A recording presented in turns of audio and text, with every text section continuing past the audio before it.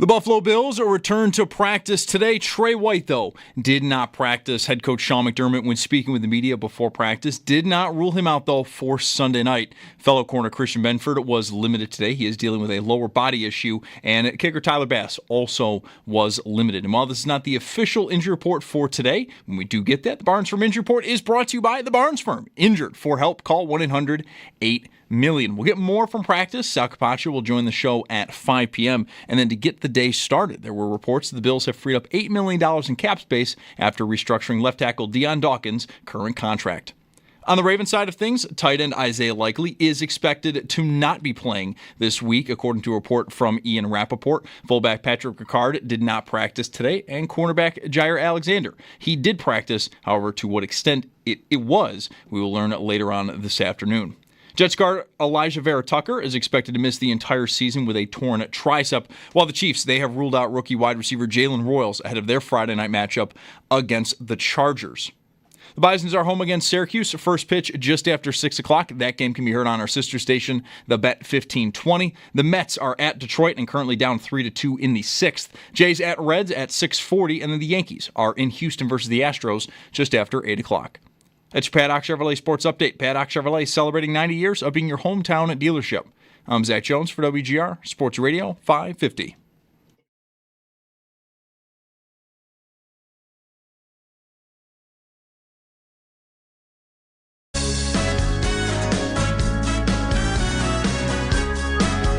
It's Mike Schopp and the Bulldog.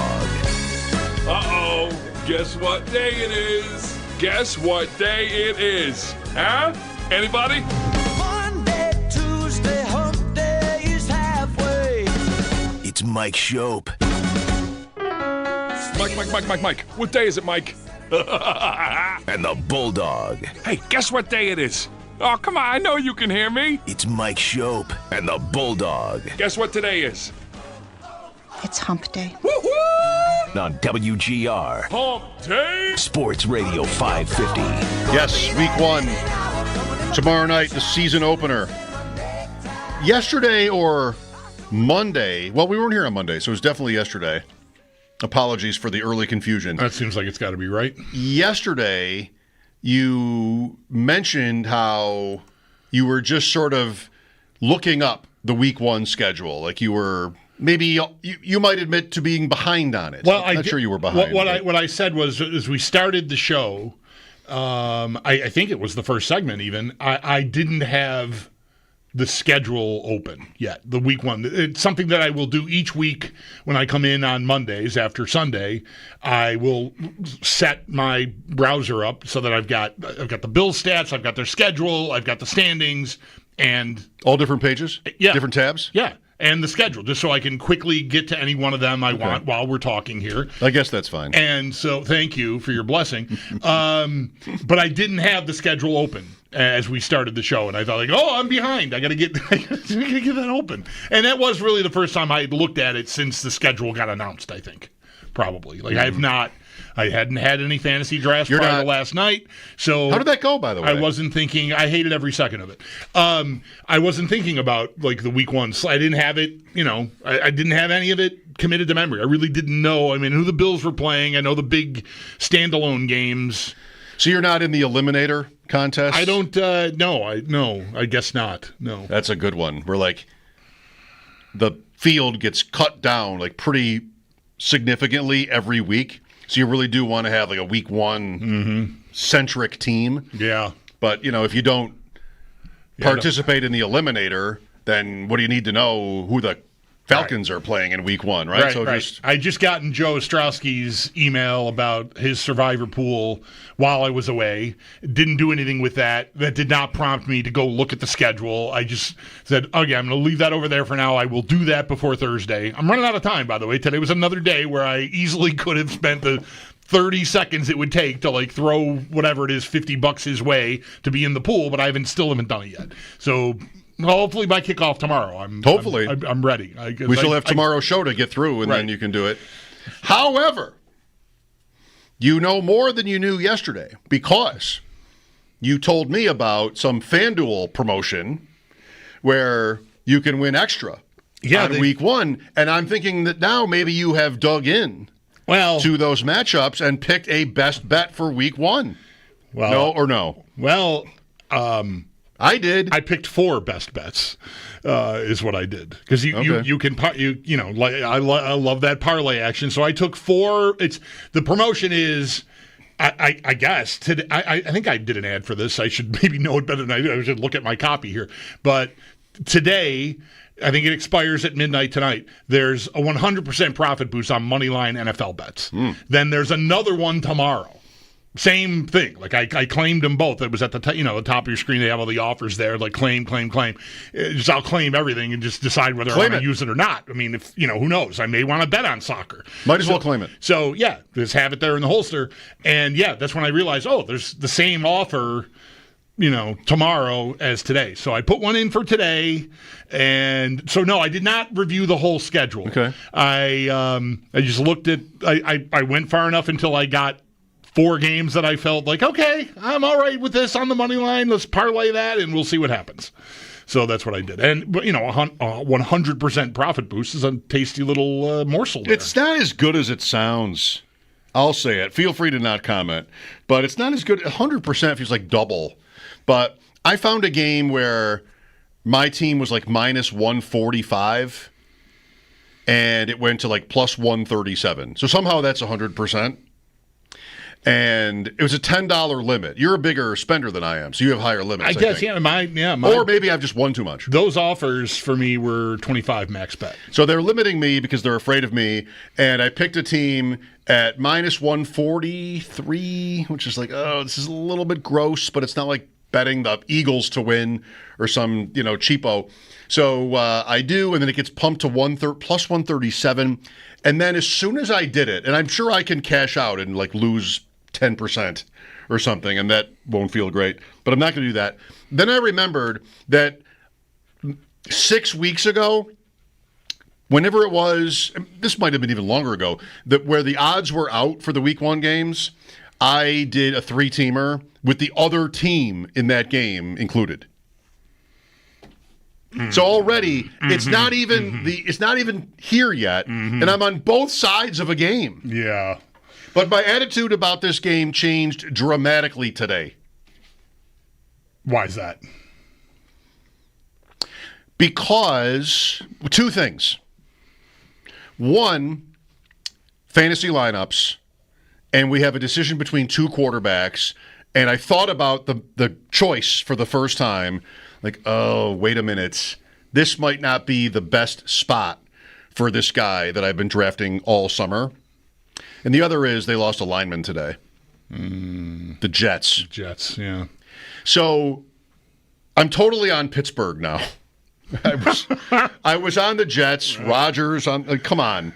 Now I'm like, you're telling me, you're giving me Mike Tomlin and the Steelers with 4 months to hone in on the Jets, whose quarterback was on the Steelers last year and is like really one-dimensional. Right. They're not going to win that game? Pittsburgh? They're really not going to win that game? I don't know why you would. Why was I on the Jets in the first Yeah, one? right. I mean, it's football. You're probably intoxicated by all of your ownership of fields in the fantasy space that can have that effect. I think you're talking this all through, and you're admitting that maybe that's what happened, because I can't see. I mean, it's the NFL. Of course, I can see anything happening, but everything you just said times 100 to me. Yeah. I mean, I just think there's no way the Steelers lose that game. Except for being bad, they probably win. The Steelers. Except for being a bad team, they probably win. Like a good or great defense, like a loaded defense at Justin Fields. They're bad. They're just they're mid. They're what they've always been. Who do you want to have win that game? Are we there yet for these games? Like who's a better result for you? Betting fantasy notwithstanding. Oh, the Jets would be a better result. The Jets winning? I think it's way less likely that they win 9 or 10 games and are any kind of a problem, whereas the Steelers could, the Steelers, to me, their range of outcomes is, to me, anywhere from 7 to 11 wins. Wow. Okay. I just think there's such a difference I still think Rodgers is ultimately going to be limited, just how effective he can be. But I think him on the Steelers is a very different thing than him on the Jets. I mean, I don't know what's going on there day to day, right? And I don't feel like I'm getting warning flares from Filipponi or anything in Pittsburgh about how it's going there. I'd be surprised if the Steelers sort of handed over the kingdom to Rodgers the way the Jets did. Right? There's been no Alan Lazard. There's been no Nate Hackett. Right. There's been, you're coming here. You're joining our team. We are not joining you. Is how it feels to me. Oof. And I think that could be exactly what someone like Rodgers needs. Just sort of get step back a little and just go play. So I'm not telling you I think he's going to go to the Pro Bowl or anything, but I just think it's a different thing. I think him on the Jets was always a joke to me. And him on the Steelers isn't a joke. I like it. He had structure in his life. He got fat off of it. His ego went out of control. Then, you know what? Green Bay, I don't need you.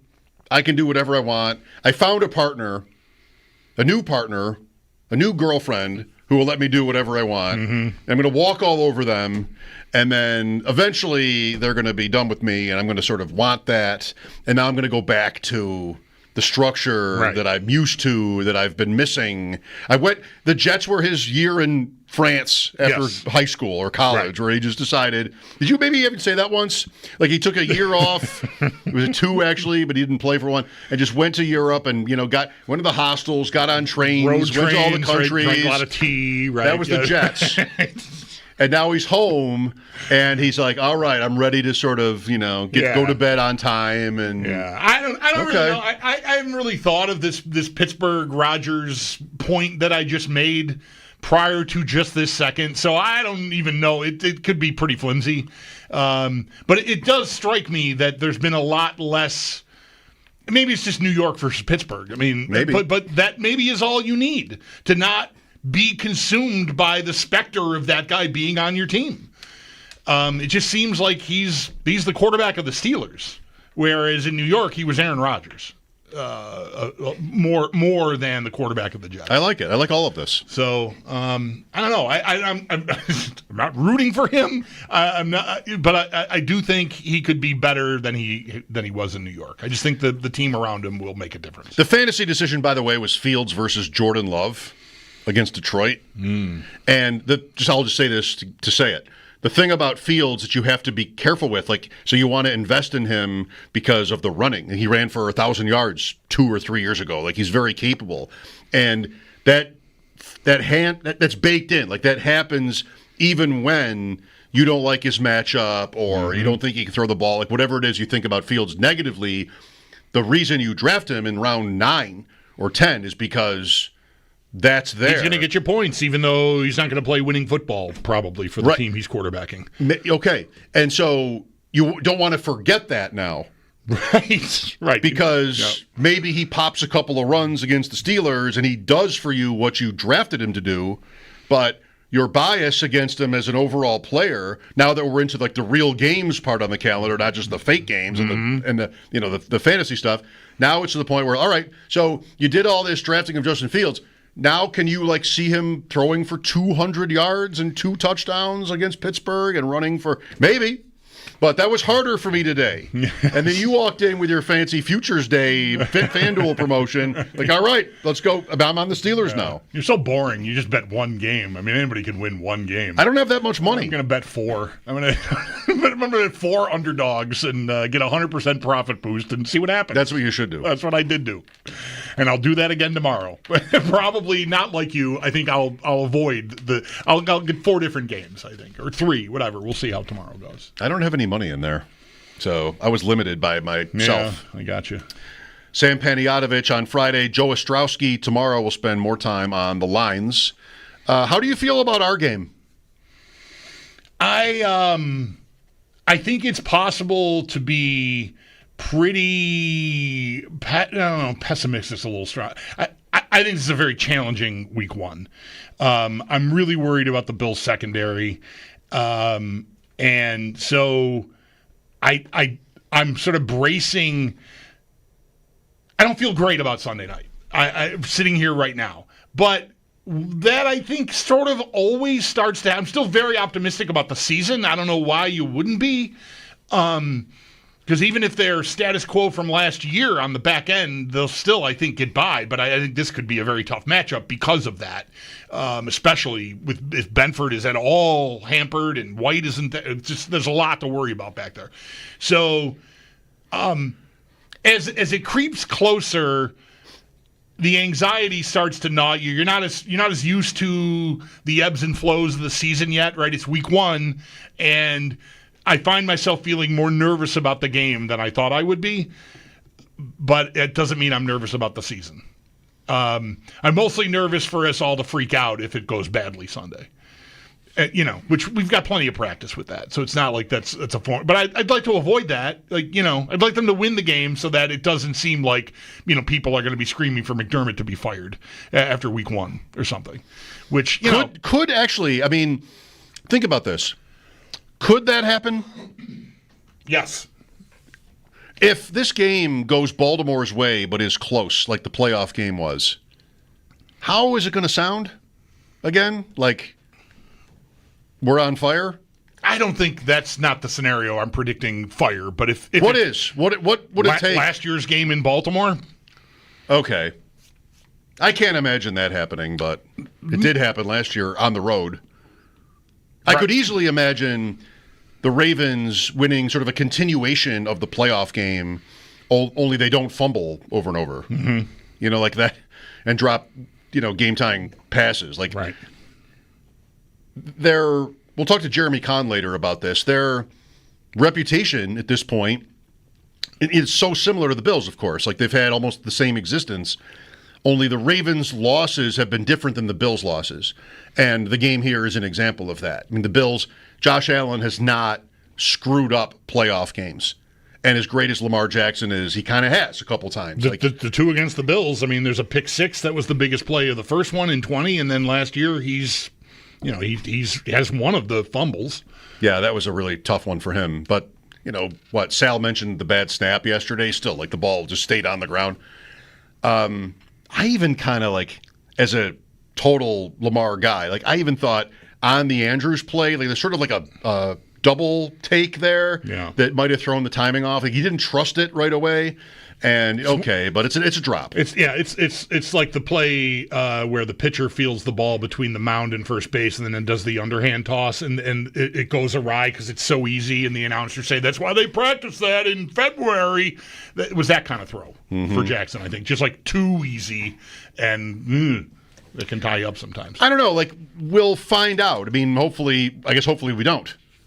And the Bills have a night. I mean, if they won the same game as in the playoff game, we're 100% happy, right? I mean, people respect this opponent. Sure. Just any kind of win is good. I think any kind of win would be fantastic. Yeah. I think that's right. You got the leg up on them. Yeah, I don't think it really matters. There's always stuff within it. If they miss a couple field goals, there'll be a Tyler Bass crisis or whatever. But any win in week 1 against that team to get you the very early, very, very early leg up in the race for the 1 seed, I mean, that's going to be welcomed, I think, no matter what it looks like. Style points, I don't think will matter a lot. Is there a particular thing you would really love to see? I guess I think of Coleman first. Yeah. For this. Like, for him to have a game, maybe like a 7 for 100 or some kind of game where, like, all right, maybe he really is something, especially against that secondary. If they that would be the most encouraging thing, because I do think this is maybe there'll be a harder matchup secondary wise, passing game wise, but I think Baltimore, aside from having a 2-time MVP and a freakazoid at running back, 2-time MVP at quarterback, I should have filled it out. I think maybe the strength of that team is that secondary. It's all first-round picks, and there are really good to even elite players at every spot. That's assuming Starks as a first-round guy fits in there, but that's a pretty nice point of entry with Kyle Hamilton and Humphrey and Wig. They're just stacked back there. So I think if Coleman were to have the kind of game you just mentioned, or even Palmer, whatever, somebody, I get something downfield. There's 30-yard pass plays in this game from the Bills, which were very much in short supply last season. If that pops at all against that opponent, I think that would be very encouraging. 803-0550 for your thoughts. Trey White did not practice today, so on the other side of the ball, that'll be, of course, worth monitoring. Sean McDermott didn't rule him out today, but here it is almost 2 weeks later. Is it even maybe 2 weeks later? And like he's not available. Right. That was interesting last week to try to, translate between the lines on what they said and did or didn't do with White, because he didn't go on that IR, that 4 weeks to return. Right. They had 2 spots of it. Every team has 2 spots available for that. And the Bills used one on depth lineman Tylen Grable. And okay, well, it's only 2, so this is probably a good sign for White. I mean, if they think he's going to need the 4 weeks, they use that spot on him. Absolutely. With Hairston. But they don't do that, so I took that to mean they don't think it has to be 4 weeks or even will be 4 weeks. But it didn't sound to me last week like Brandon Beane. It was him. It was his talking last week that I'm thinking of, that it was all set. Like he wasn't fine. Right. You could tell. And now it's to the Wednesday before the game, and he's not available. So there's that to talk about. Shakir limited, Bass limited. They had kickers in here last week, but no official developments on that. And Samuel back on the field at practice, also Jordan Hancock. Sal will be on with us later to analyze. So we've got that to talk about. The opener on Sunday night. We've got the season opener tomorrow. Philadelphia up to 8.5 at home against Dallas. I've got my best bet in the Steelers for week 1, but I totally reserve the right to cash out or change or do both on that. I'm getting ahead of myself needlessly here, but I saw an email today about the Thursday night game next week. The prime debut for the season. Okay. There's no prime this week. Is Washington at Green Bay. All right. So Green Bay, assumedly with Parsons, although he's got a back thing and he's not. They're talking about injections to get him on the field. Oh, they are so talking about injections. He is, I guess, somewhat in question for Detroit. They play Detroit this week at home, but they start Lions Commanders at home. That's pretty cool. Yep. The Bills made a cap move reportedly on Deion Dawkins today, freeing up $8 million. Field Yates had it from ESPN. $8 million in cap space. I'd like to hear Sal on that.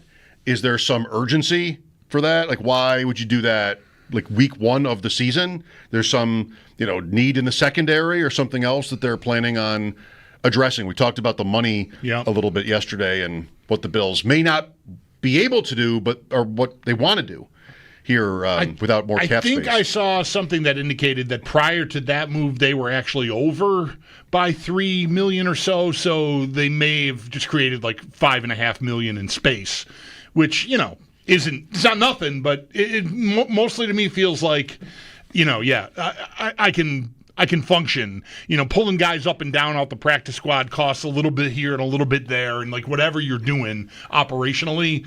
But I don't know. They could be worried enough to be thinking about someone out there that's still available at a corner safety. Who knows? There are a couple of names. We've talked about this a little bit last week and also yesterday. So how do you feel about the Week 1 matchup? 803-0550 for your calls. The Ravens, Jeremy Kahn will join us from Baltimore at 4. He's been on the show a few times. Sal Capaccio at 5 with the latest on injuries, what happened at practice, what was said about the injured players going into the opener Sunday night. Thanks for listening. Going to be a great weekend. The NFL season starts tomorrow, and we are here to discuss all of it. Mike Schopp and the Bulldog, WGR. As we go here, Week 1, Tuesday. I'm saying that for my own benefit. Tuesday, September 2nd. Ross Tucker today. Tuesdays at 4 this year throughout the season. Sal will join us too. What is the number one concern about this season? What is the thing, if there's a thing that keeps you from being just all right, well, I'm going out on the boat and it's perfect out, and I'm just going to lie here for 3 hours and, sip on... what is the thing that's going to be gnawing at your brainstem? What is the thing right. that you might be distracted by? Do you have one? I still think it's how efficient, how effective are they going to be at getting off the field on defense on third downs? Okay. And I think that's still the secondary is squarely in it's the center of my unease about that, right? Corner 2. I'm just sort of catching up here and realizing that Benford didn't do much of anything for the past week or so, but that's probably just a slow play and he'll be fine. But still, that's a little alarming on top of what's been going on at the other corner spot. But yeah, I mean, I think when you're reading about the potential for, say, like a 6th-round pick, now I know the Bills ended up doing this a few years ago and it worked out great with Benford, but they may be in a position where they've got to play a late-round pick at that spot, at least to start the year. We don't know. I didn't miss any developments on the Trey White front. Like when they did talk about it last week, it was we're waiting. I think it goes until tomorrow. Okay. That's sort of what it reads like to me. I just wanted to make sure I didn't miss anything late last week or something while I was away. So I might have. I think to start the year and even then long range, if Hoyt is going to be back, maybe he's even back for this game. I don't know, right? But if he's not, then we're sort of scrambling to piece somebody in there. And again, maybe it's a late round rookie. It's probably a little bit of all hands on deck. Maybe a few different guys will get turns there, especially if it's not going well. And that's the concern. And then there's the question about, is safety going to be better than just getting by? Which is how I would classify it last year. Like, I don't think they had a great season. It didn't sink them, far from it. But if you were looking to improve there, you just got to kind of, put your hands over your eyes and peek out and is it working? Because we don't have any evidence of it yet, which is not surprising. It's the preseason. How much better would be feeling if Rapp and Bishop played 20 snaps together or something. Like, oh, no, that looks like a team. They look great. 0%. I don't think we'd have any idea if it's going to work or not. So that is still that. So the secondary, but it's really just what am I trying to do? I'm trying to get out the field on third down. I'm trying to stop people. That's easily my pick. Do I have enough there to do that effectively against a team that, frankly, did whatever they wanted on offense? They just turned the ball over 3 times, and that's how you beat them. Ravens, yeah.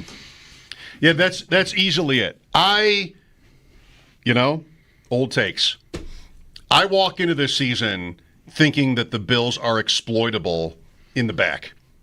I do. I mean, Benford has a lot on his shoulders here. And the Bills are going to play. I mean, they don't have the hardest schedule, but they're going to play elite receivers here. I mean, they start... Baltimore's unique, in the league, but they'll get to Tyreek Hill, they'll get to Garrett Wilson, even Olave.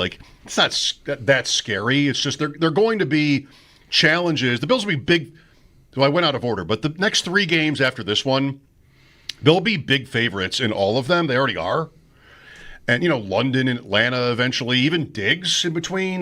There are wide receiver ones on a lot of these teams coming up on the schedule. And Baltimore, what do you even want here with the Ravens? Say Flowers, Bateman, I don't know. It's not on the same tier, right. But because they don't need it to be. Right. They've got the quarterback that's someone's going to get open, and, he'll probably find him. And it's Derrick Henry, and it's 2 tight ends.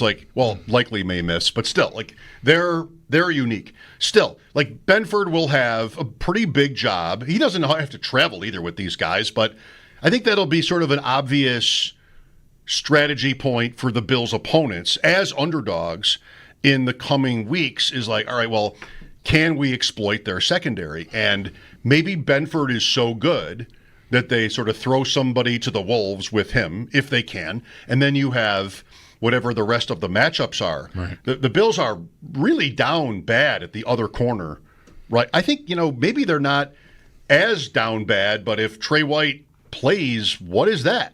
I mean, that's a pretty big gamble at this point. No first-round pick, Hairston, for at least 4 weeks. What's Bishop? Taron Johnson has been so good, but he's also had a slew of concussions, and I wonder, I'm not going to bet against him, but just something to keep in mind is they're really thin. even if he's out there, and am I playing 3 wide receivers against the Bills? I kind of would think that I need to because I'm probably in a horse race on the scoreboard with them. Like, I need to score.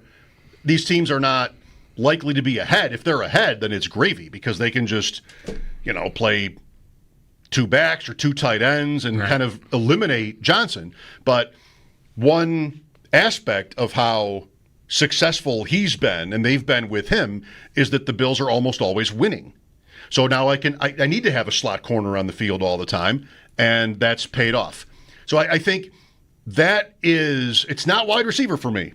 You could talk me into it, probably. Mm-hmm. We've had that conversation 10,000 times.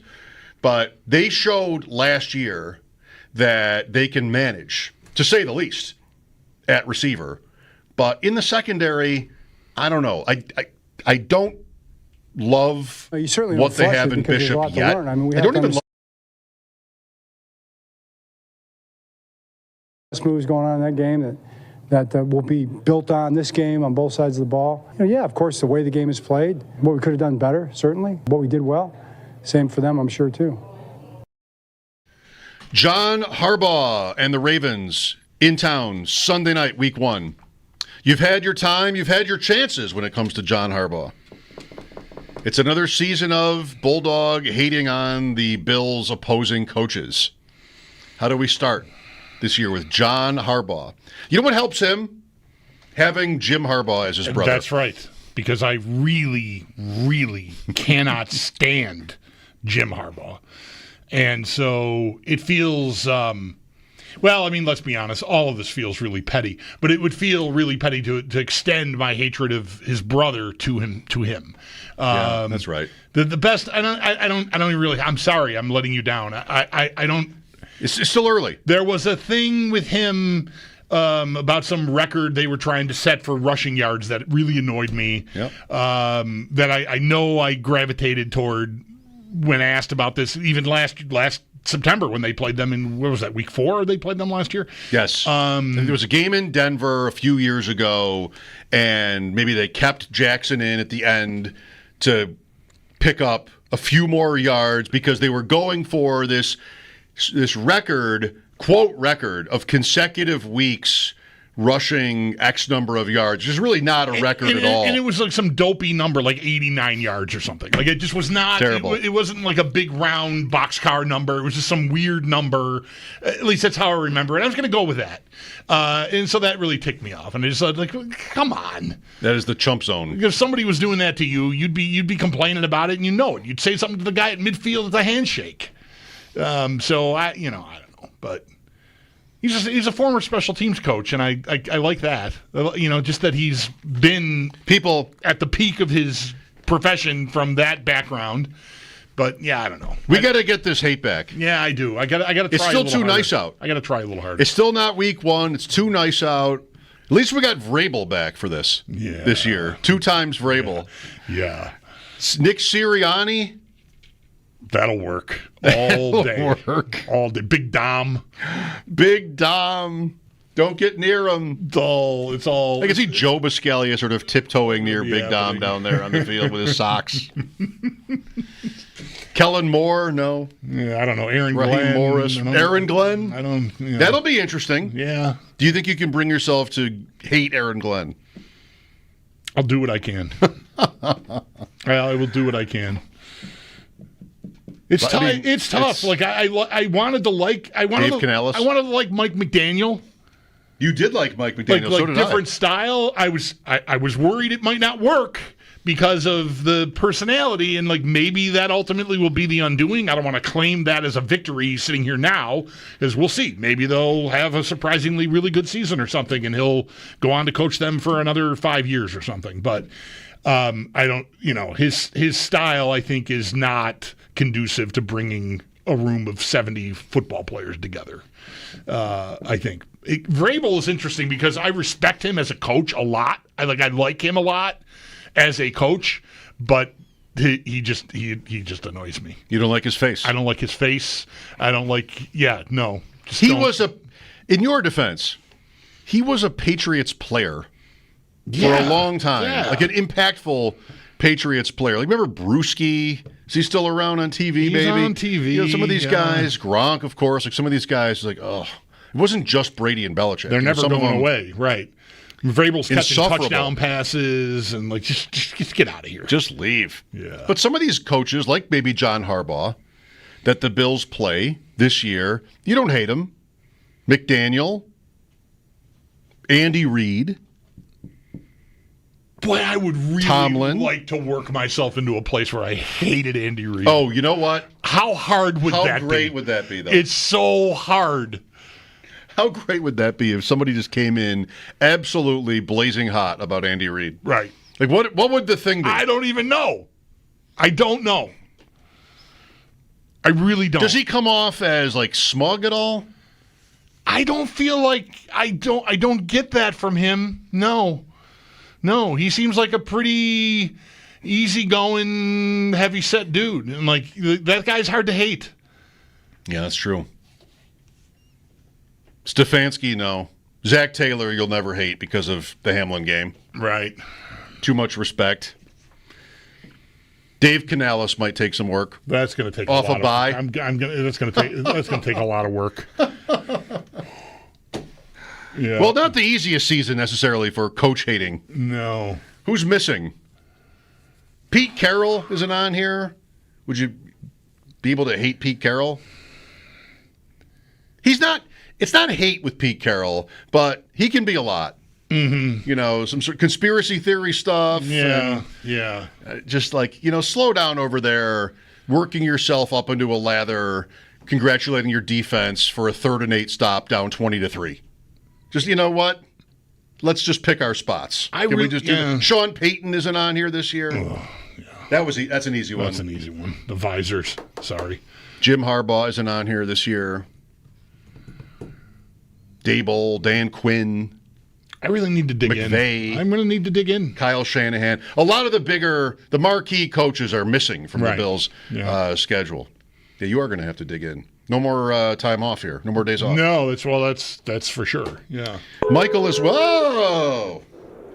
Michael is with us. Hello. Everything okay there? Hey guys. Hey. Yeah, sorry, this guy almost cut me off on the highway. Well, glad you made it through to talk to us. It's very important. Sorry, guys. I just wanted to touch on Gabe Davis. I heard Joe this morning with Jeremy just going on tilt about Davis being re-signed. Listen, to me, I agree with Jeremy. I don't think he gets past the practice roster. He's always been a good leader. We've always heard that from Sal and other guys that cover the Bills, that he is a good leader. And just in case, God forbid, there's an injury in the playoffs, you got a guy in your practice squad that hopefully he doesn't get plucked, or he might even get plucked. You never know. But from a leadership perspective, I think it's great. He can kind of show Coleman the way. But yeah, I don't think it's going to be much of a factor. I hope it's not, and I don't say that to be because I agree with how you put it. If he needs to be called on, that's dependability. Trust. There's a lot, and there's a reasonably talented football player in there if he's healthy. So I think I got no problem with any of that. The place you'd run into trouble to me, and I don't predict this at all, though Sal was talking about him getting to the roster once he's healthy. I just don't know where you're putting him. You're displacing either Palmer, who was your marquee free agent signing, certainly on that side of the ball. Like Joey Bosa's probably was a bigger deal financially. Only 1 year, though. Palmer's multi-years. But Palmer's should be entrenched out there on one side, and Coleman's your other outside receiver, and you should be heavily invested in making that work. So if Davis has to play for a reason outside of injury, then something's derailed. Something isn't going the way you planned on it going, I think. It's fine to have a backup plan, and Davis is a good backup plan, and hopefully injury is the only reason he has to see the field. Because I think if he sees the field any other way, it's something went wrong. Joe was on tilt. About what? Because Gabe Davis might play? Maybe, I guess. He didn't draft him last night, Joe. I know that. So he might hate him. I've been baffled by sort of the aura, if you will, of the conversation with Davis. I just don't get it. What are we worried about? Gabe Davis they've got 5-6 receivers on the active roster. He's below them. Maybe there's someone else in the practice squad he might be below. I don't even know. Do we not think he's like among the top 250 NFL receivers? Receivers in the league, whatever that math is. Like familiarity with the quarterback, everything else, the organization. I mean, of course, you don't want to have anybody on your practice squad have to mean a lot, but my goodness, we've been pining for receiver talent for how long? And he doesn't qualify? I don't know how Joe feels. The caller, he was honking at people. I don't know how Joe feels. Right. But you should have called Joe, maybe. I still don't. I'm still just baffled by what we're afraid of with this. He was good. I'm not going to spend any more energy on it unless people can explain it to me. What's the problem? They didn't cut somebody for Gabe Davis to come back. In fact, they waited out the entire offseason where he got not offers necessarily, but made visits to other teams, and he was perfectly free to, if he got an offer, to sign with Pittsburgh or San Francisco or wherever else he went. The Bills wait out the whole thing. I think maybe it was because they don't have that much money to play with. And so, sure, we'll take you, but, only on our terms. Then the offseason ends like, all right, I'll take it. I want to work. Yeah. He's 26. What even is it? Sal was on this morning, and they talked to him about this. And I think maybe it was Joe who asked Sal, is he for you the likeliest of these veterans on the practice squad to come up?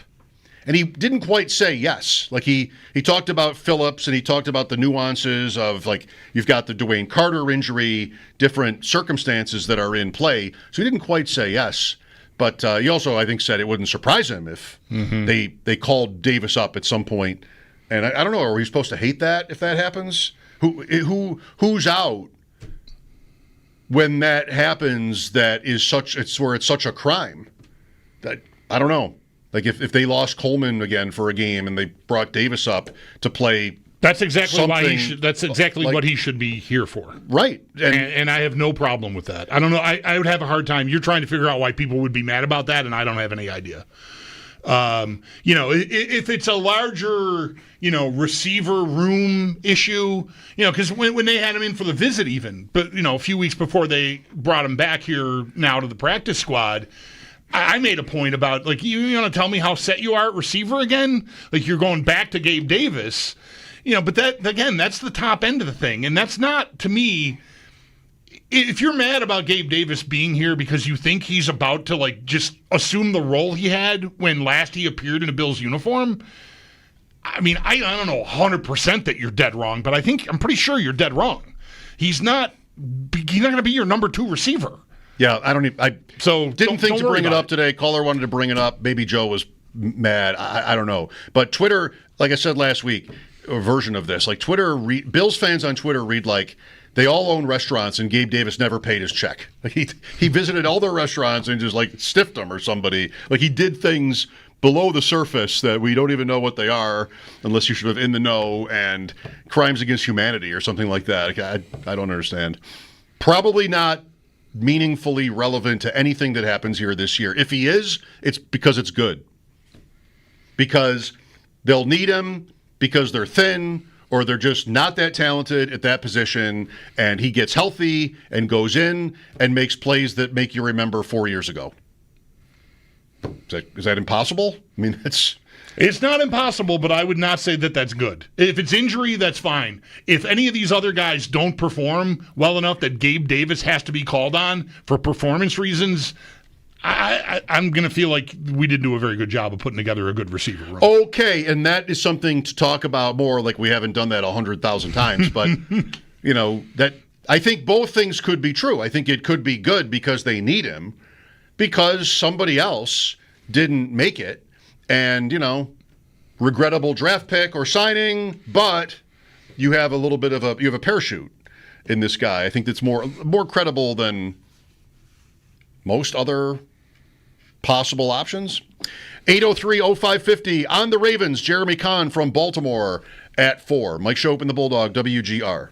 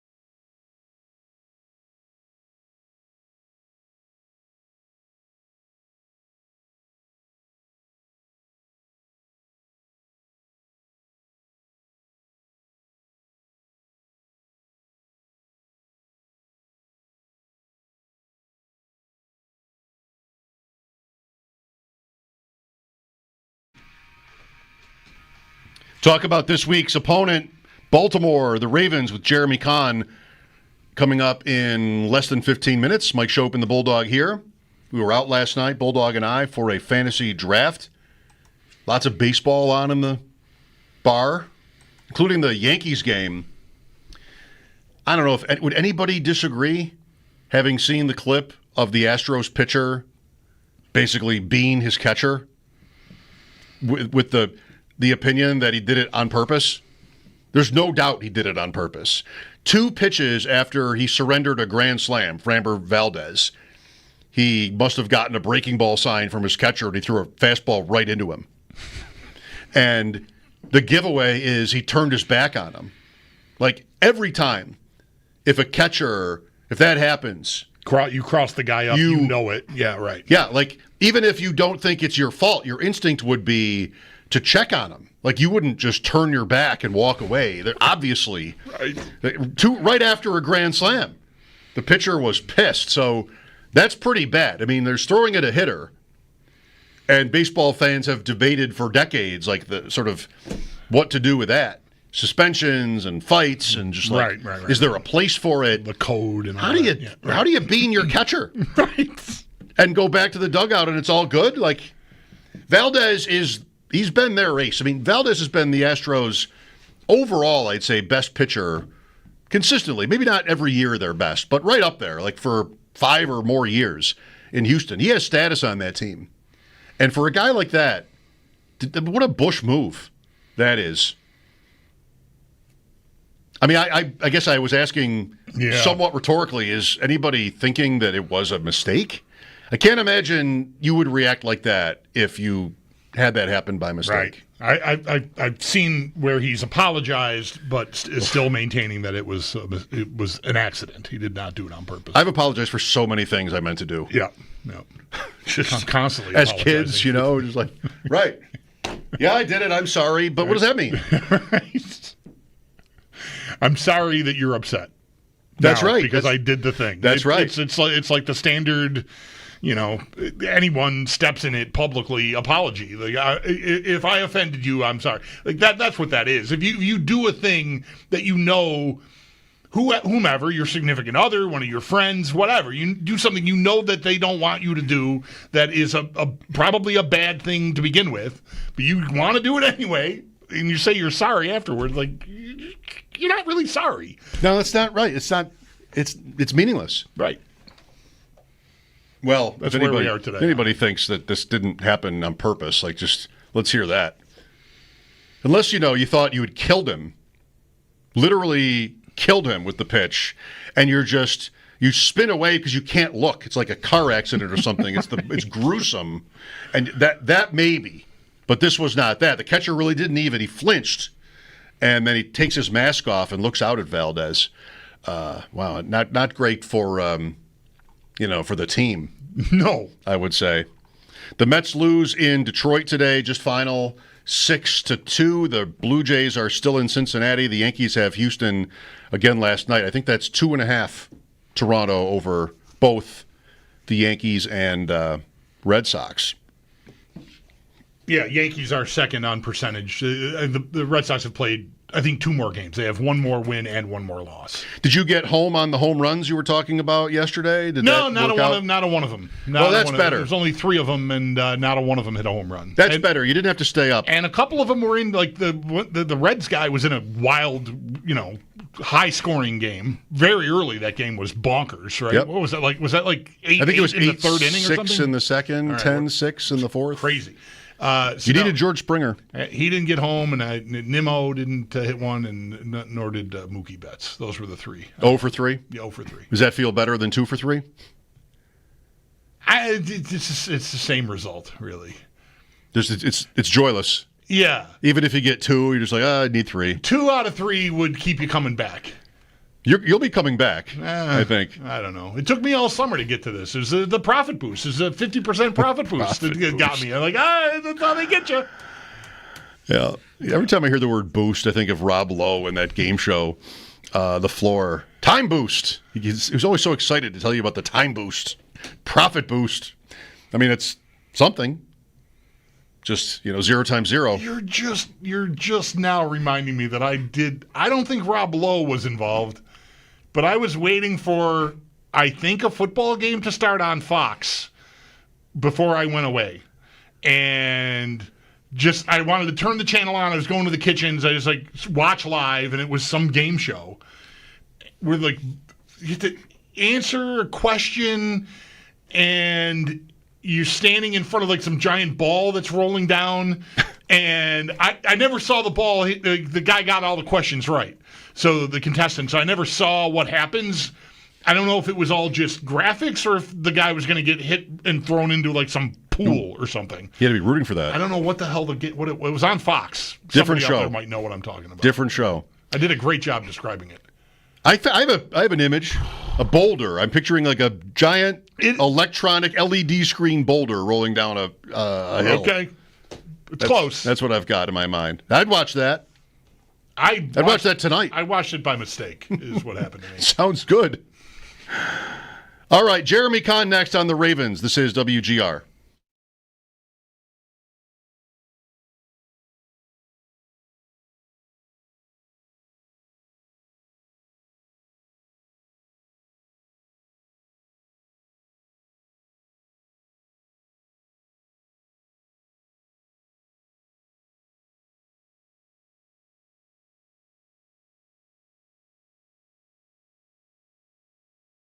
Dominic, thanks for calling. You're on the air here on WGR.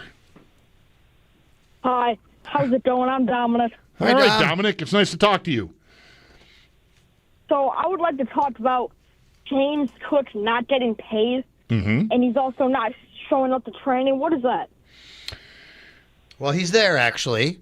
He is with the team. He's taking part in all the meetings and all the things that everybody's doing. The only thing he's not doing, Dominic, is actually practicing because he would like to have a new contract, and the team wants to give him a new contract. They just can't decide on how much that is, and he does not want to get hurt while that's happening because then that would kind of hurt his value. In the meantime, he's also trying to show that, hey, if I'm going to not be on the team, then, you guys, you'll see how valuable I am. Does that make sense? Yeah. Yeah. What do you think? What do you think, buddy? I personally do not think James Cook is worth $15 million. And if he were worth $15 million, I'd say we trade him. He's not worth it. We could pick up anybody else. Okay. Josh Jacobs, I heard, is looking for a new team. Dominic, I'm about. Here's where I am. If you were to say the phrase "running backs don't matter," I would want to congratulate your parents. You probably missed that. It's all right. Receivers. My preference is the most important position on the field is QB. Without your QB, you're nothing. You're nothing. Wow, he is fired Dominic up. Dominic is fired up. All right, good deal. 1,000 people are watching it at one time. 8 people have clicked the like button, and that's offensive. In that community, no. Just please go out of your way if you must, and just click on the thumbs up. Do we have the thumbs up?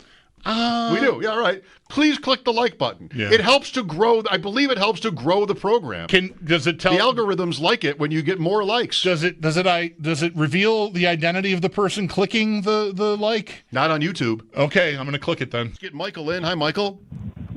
Hello. I would like to talk about Kirk Cousins.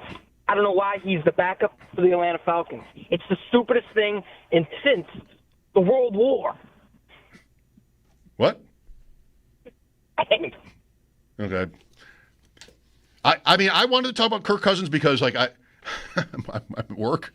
Otherwise, I don't really see why you wanted to. But okay, maybe I missed something.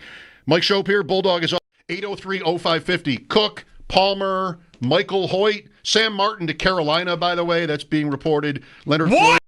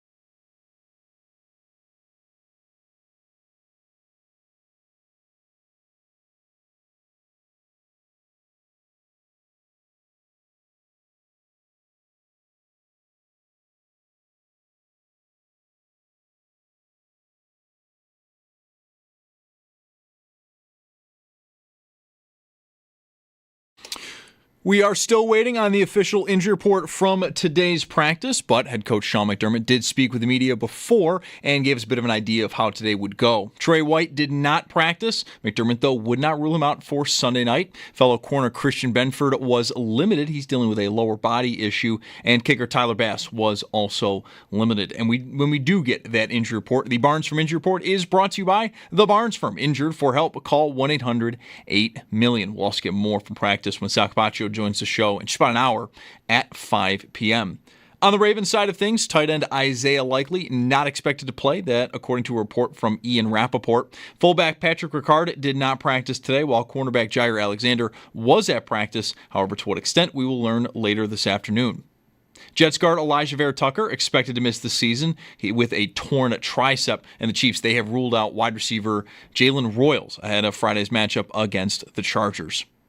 Bisons are home against Syracuse. First pitch just after 6 o'clock. That game can be heard over on our sister station, the Bet 1520. Mets and Detroit just wrapped up. Detroit takes that game 6-2. The Jays are at the Reds at 6:40, and then the Yankees, they are in Houston versus the Astros. That game will get going just after 8 o'clock.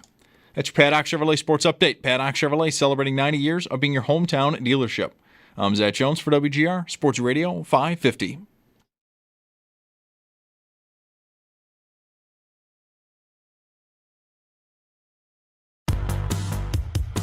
It's Mike Schopp and the Bulldog. I don't love junior mints. I just don't hate them. I don't understand why they are treated like second-class candy. It's Mike Schopp and the Bulldog. Oh, there's you don't a understand fantasy why a team candy that is basically toothpaste wrapped up in stale chocolate is treated like a second-class candy. All right, I get it. It's a good, valid question. It's Mike Schopp and the Bulldog. Is there a time to change? The 3 teams I've drafted this year, second-class candy is pretty good. On WGR Sports Radio 550. Well, here we go. Week 1, the Bills and the Ravens, Sunday night. And when it's Baltimore, the man we call is Jeremy Kahn, with us now on the West Her Hotline. Big Bad Morning Show in Baltimore at JCon Sports. Jeremy, thank you, and I mean that sincerely. Are you ready to have another conversation about the same 7 subjects we have every time we talk? Yeah, man, it's always fun. I was just saying, it's kind of a doozy to start the season off with. And, you look at getting this game out of the way one way or another, who comes out on top, and then you're kind of like, oh, I guess it's going to be a while before we see each other again. Do you like it this way? I talked to our Sal Capaccio last week about that, and he was like more in the mood for a soft open, so to speak. Just ease into it. Last year, Arizona was here. It's nice to be, one of these elite teams as we are. We could talk like that, but I don't know. There's something cool about this too. I guess I like a little bit of a mix. I mean, to be honest, football's been away for so long. It's like everybody's dying for it. You could have a bunch of crappy games and teams favored by 7 to 10 points, and watch those types of games. But it's kind of nice to see and look across the board. I think there's like 8 games that are within a field goal or something like that. Yeah. So should be a fun week. And this is the icing on the cake. I mean, it's a huge game on Sunday Night Football. Yeah. How much do you perceive Baltimore or the Ravens to have poured into this? It feels from a few hundred miles away over here. Jeremy, I'm not seeing constant reference to it, but I've seen a few different items where it's guys want to set the record straight and retribution and that kind of stuff. Like how burned by what happened last January do you think the Ravens feel still? I think it's saddened a lot of guys crawl, right? Like there's a lot of players who are upset. You had the whole offseason to think about it, and then you see them in game 1. Like you shouldn't need any added motivation for a week 1 NFL or any one of those games, but the human element comes in, and there are games you circle. And I think there's quite a few guys, and Mark Andrews probably being the main one, that had this game circled. With Jeremy Kahn, again, always so many similarities between the Bills and the Ravens and the rides they've each been on for the last 5+ years. You do run the risk, to say the least here, of taking the regular season for granted with this attitude. But Jeremy, clearly both teams, what do they need to do differently to get there, execute in the playoffs. For the Bills, that's more on defense. For the Ravens, it's the turnovers, I would say. Maybe you'd say something else or something different. No, it's turnovers. Because those are the weird – they have a bunch of weird ones. They have the fumble through the end zone, guys that have never fumbling and dropped 2-point conversions. We've seen it every which way, but it's definitely turnovers. Yeah, so it's not like it's real work, but for us, it's sort of challenging sometimes to come up with narratives, like the Bills and the Ravens will go about their offseason changes, and you can say anything you want about them, but really what matters is 4 months away, probably, unless it really goes off the rails. It's 4 months away, and it's these 1 or 2 plays. I find it tough to criticize the Bills for sort of what they've built. I mean, even saying this now seems a little ridiculous. They've won the division 5 years in a row, but somehow they've got to figure out a way, in Baltimore too, to get into January and be buttoned up and just be better. See, and I agree wholeheartedly with what you just said, because realistically, the Bills should be a heavy favorite to win their division, even if they lose game 1. I still think the Ravens should be a heavy favorite because I don't even know who's on Cincinnati's defense this year. I mean, it just looks dreadful over there. Poor Burrow's arm's going to fall off from throwing it 50 times a game, and God knows what Aaron Rodgers is going to do to the Steelers. So, I think the Ravens should be a heavy favorite to win this division. So it's not like a loss for either team really sets them back as much as you think. The Ravens would then come home and they get the Browns and the return of Joe Flacco to Baltimore. So I don't think it's a huge game in the grand scheme of things if they wind up with the same record or even close. Right. There's the tiebreaker for you. Yeah, and that is the thing. The Ravens had their turn at that 2 years ago. We know how that went when they lost to the Chiefs in a very close game. The Bills have never had it, and that has been sort of the thing in the window as these seasons have started for the last, I'd say, 3-4 years now. The first year of Josh Allen being like an MVP caliber player in 2020, I would say, we weren't really thinking about the 1 seed. We were just sort of happy to be, oh, look, they're relevant. They're on at night. Look, the Bills might be really good for a while. Now it's like, all right, get the thing that you haven't done yet, right? That doesn't guarantee it, just like it didn't for Baltimore 2 years ago. But, man, it'd be nice to get that extra week of rest and not have to play a third game. There's no question, and I know people don't like throwing it around, but for both teams, it always feels like Super Bowl for bust. You got your franchise quarterback. You have a window open, and you want to take advantage of it as much as possible. That's why it was funny in the offseason because Harbaugh said, I hear people saying it's Super Bowl or bust. Those are people that have never won a championship at any level. And I'm going, what else do you want us to say? I mean, you get so close and you don't get there. And again, home field advantage and having it in a down year for the Chiefs when you guys ran all over them with 200 yards and the Ravens come out with the worst game plan in the history of game plans and still find a way to lose that game. But it's one of those things where it's like, that's the next step they have to take. And it would be nice to see if you guys got home field throughout and how some of these teams would react to playing up there the same way it is here, because I know how loud our stadium gets and all the new features that they've put in. So postseason football is going to be fun this year, and I think we're going to have the usual suspects again. Jeremy, how comfortable should Harbaugh be? I mean, I know there's a Super Bowl there, and that gives you a certain amount of, a little longer line of credit with the bank, if you will. But it's been now 8 years of Lamar Jackson, or this is year 8, just like Allen, excuse me, and they haven't gotten there yet. People here, I don't know, is there some Baltimore version? We always talk about these similarities. Is there some Baltimore version of 13 seconds that Harbaugh's carrying around in a satchel with him? Because 13 seconds is the flashpoint for every criticism of McDermott. It's not saying that there aren't varied and even very legit criticisms, but it starts there. And, I just wonder, how similar that existence is with a coach that already has a Super Bowl, albeit, a long time ago now. Oh, man, there's so many similarities there because there's a ton of spots we can bring up of what were you doing there, what were you thinking, even going back to when they were facing the Patriots in that Flacco era, and you're looking at it going, okay, the clock's running down, just call a timeout. No, I don't want to ice my kicker on a short field goal.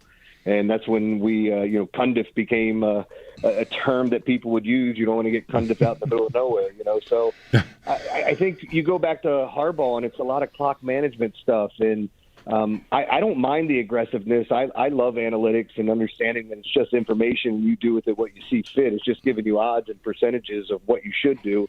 But I do think there has to be some sort of feel to it. And when they won in 2012, I mean, I don't even know if people remember this nationally, but at one point there was this thing that people were doing in Baltimore called flaccoing after he threw a pick six in the Denver game, and he was laying down face first. So there were like viral videos going around here of people, quote unquote, flaccoing. So you got a quarterback that got hot and threw 11 touchdowns and no picks in the postseason. It was an amazing run, but by no means was that a Super Bowl caliber team at the beginning of the year. They just got hot at the right time. And I think he's been riding that all the way up into this Lamar Jackson wave because, he put all his chips in the middle after drafting him and benching Joe Flacco midway through the season, and they end up making the playoffs. But he's been riding on that for a while, and at some point it's got to pay off in the end game because everybody here thinks they've had the best team on paper the past 3 years. Oh, for once to get hot at the right time around here. Like that would just that'd be cool. Even a couple of years ago, Jeremy, when the Bills ended up at 11-6. It's the year of the Ravens being the 1 seed, but it was a bumpy year for the Bills, and you would still hear people say, "No, this is really better," because like the Manning Colts didn't win on their best season. Yeah, it's just sort of like the adversity would help them, and I guess I have to listen to that. Well, we've covered some of the past and even looked to the future. In the present, this game, how are the Ravens different for this game than when they were last year? So, look, I don't want to sound like a broken record sometimes with this, but their roster is loaded. They actually had 3 undrafted free agents make their roster. They cut players that were supposed to be a big part of the rotation because they saw something in these young guys. I mean, if Jair Alexander's back there, you have 5 first-round picks in your secondary. The kid they drafted, Mike Jones, it's one of the worst-kept secrets, I think. He's if he didn't have his allegations off the field, that guy would have been a top 10 pick, top 15 pick.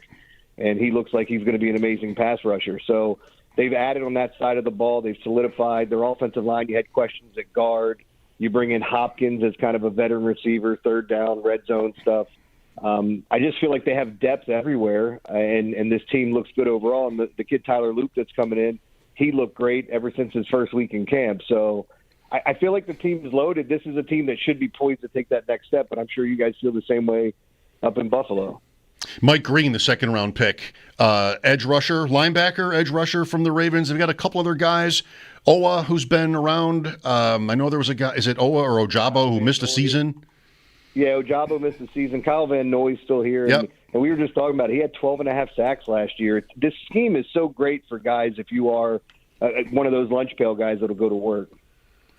So Trey White is here. He was on the field for Baltimore in that playoff loss to the Bills, and he's iffy for this game. I think in terms of the Bills, like the secondary is the concern, if there is one, about this team. Trey White didn't practice today. Maybe plays Sunday night, but maybe not. He was hurt a couple of weeks ago. There are questions at safety. Benford's a little dinged up too. So they put Keon Coleman on the injury report today too with a groin injury. Yeah. So the Bills aren't in perfect shape for this game. Yeah, with the Ravens, I mean, the likely stuff was the key thing, wondering when he's going to come back. And they didn't put him on IR, which leads you to believe it may not be this week, obviously, but maybe we're looking at the home opener or week 3 against the Lions. But, yeah, with Jair getting off of the injury report and practicing, I think that means he's going to play on Sunday.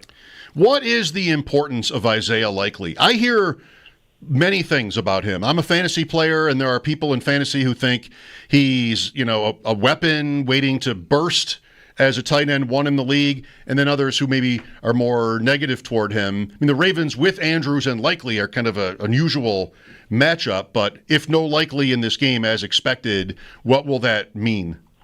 Yeah, I mean, the Ravens love going to a lot of 12 and 22 personnel and having 2 tight ends out there. And with Isaiah Likely, though, I mean, look, I've watched this guy play and watching the league for a long time and being a fantasy player. If he was tight end 1, he could easily be the best tight end in the league. Now, it's going to be tough to be that here in Baltimore because there's so many mouths to feed. And let's be honest, everything's going to be predicated off the run with Derrick Henry back there. So I think you may have seen it in week 1 last year when they threw like a little swing pass to him and he took it 55 yards to the house against the Chiefs.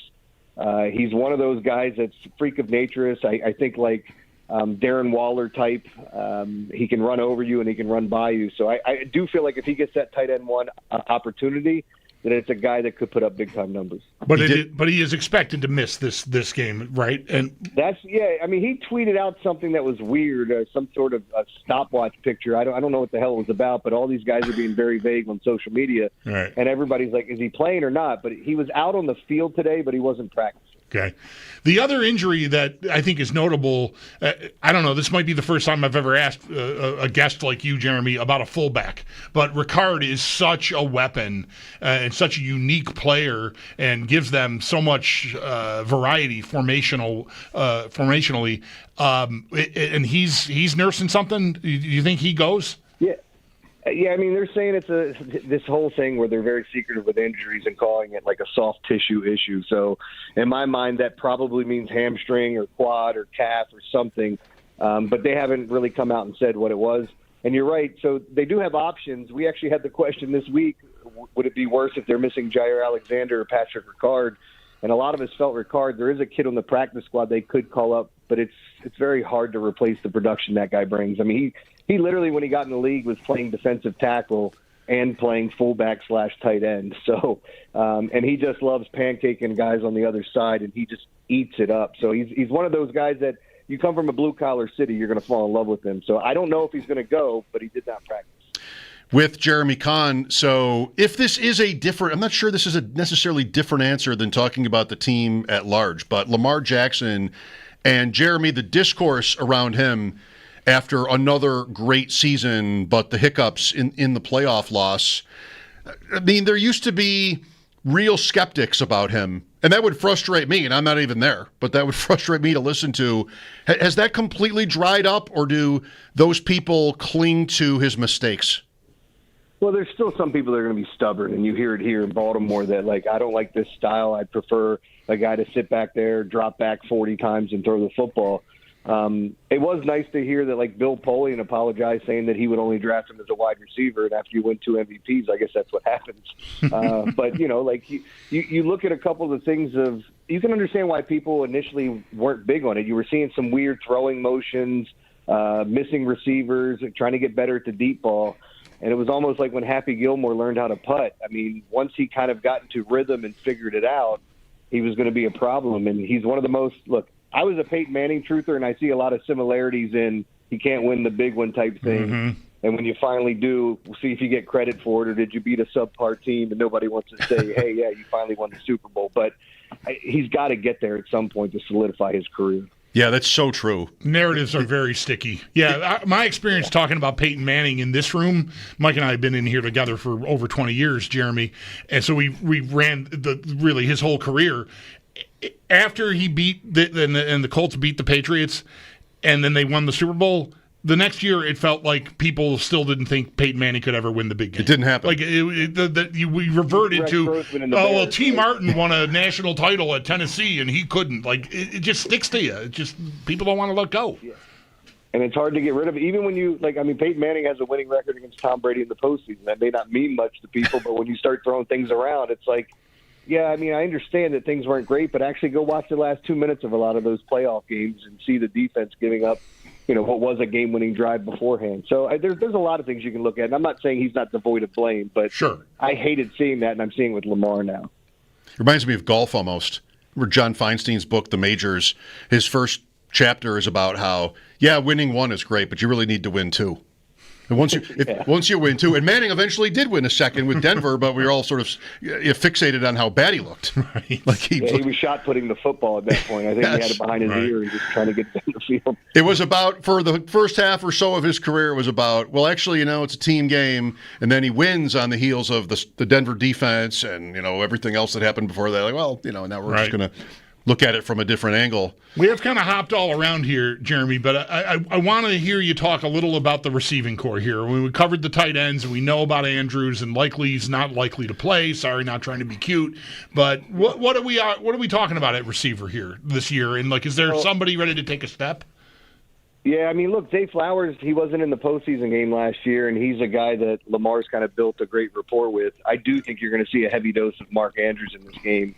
Just because he's going to soak up all those opportunities. You have the backup tight end, Charlie Kohler, who they don't throw too often, but every once in a while there'll be a wrinkle in there. I think you'll see D-Hop as that third wide receiver. He's looked good in camp. He's Father Time's caught up to him, but I still think he has a decent catch radius, and we could see him in some red zone and third down type options. And when you look at the other guy, Rashad Bateman, man, it's something to watch those guys work together, because he and Lamar weren't on the same page, and last year it finally kind of came together. And Zay Flowers and Rashad Bateman, two of the best receivers at separation in the league. So they have options there. It's a nice group, and now there's even depth with the kid Tez Walker they drafted a few years ago and Tylan Wallace. Not to mention Derrick Henry is on this team. Right. My most drafted Ravens player, I think, would be Keaton Mitchell, because he has just been so efficient and explosive, and he seems all the way back. I mean, he was hurt 2 years ago, and then last year didn't happen, but he had moments this preseason. Do you think, like, does he come in over Justice Hill? Do you think Baltimore will use Mitchell in this game? So I think Mitchell will get a few touches a game, but honestly, like I was saying this to somebody else, and the reason why I love grabbing Keaton Mitchell at the end of drafts is because if something happens to Derrick Henry, or if he misses a period of time, I still think Justice Hill stays in his same role, gets a few more carries, a few more touches, but ultimately Keaton Mitchell is the guy that's going to get those touches. And you're right, he's so explosive. He's so small, though, so it's the one thing you worry about is how many hits he's going to take, but he's clearly a guy that can take it to the house any given moment. Is there anything, before we let you go, Jeremy, is there anything about this Bills team from the Ravens' perspective that you think can be exploited? I mean, in that playoff game, the Bills, what were they, 4 yards per play? Like, Allen's numbers are super small, but they get the win with the help of those turnovers. Is it a matchup where you think that can happen again? I think Baltimore would take that kind of defensive performance in this game Sunday. Oh, absolutely. And look, I think the Ravens are going to be a top 5 offense, top 5 defense this year. And again, but the one thing that keeps getting brought up in Baltimore is how Derrick Henry's bigger than all the linebackers, and Patrick Ricard is as big as most of the linemen. So it's always a thing where, whether it's bullish or not, everybody thinks that the Ravens are going to come in and just bully their way and run all over smaller fronts. But you look at some of the schemes and things of what's happened in years past, like what happened in the postseason game last year. Why wasn't it better than that? So I think that's something that you're always going to look forward to, is a heavy dose of Derrick Henry. And since it's an opening night game, maybe he gets a few more touches than what you'd expect. Very good. Well, thanks for your time as always. It should be a great season, and who knows, maybe we'll reach out again in January. Yeah, awesome, man. I'd love to do it again. All right. Thanks again, Jeremy. See you guys. Jeremy Kahn out of Baltimore at JCon Sports. Bills and Ravens Sunday night on NBC, Peacock, Universo, Telemundo. It's a big umbrella. How many channels do you need for one show? 4? Four. Did you name 4? I think 4. Maybe I think the Eagles game is on Telemundo, but the Bills game is on Universo. Okay. Those are different. Do you know that their studio show, you love it, Jason Garrett, Maria Taylor, Tony Dungy? I thought Garrett had a very strong year last year. Really? Yeah. Come on. I swear to God, I don't know what happened. It felt to me like he had a meeting and a light went on.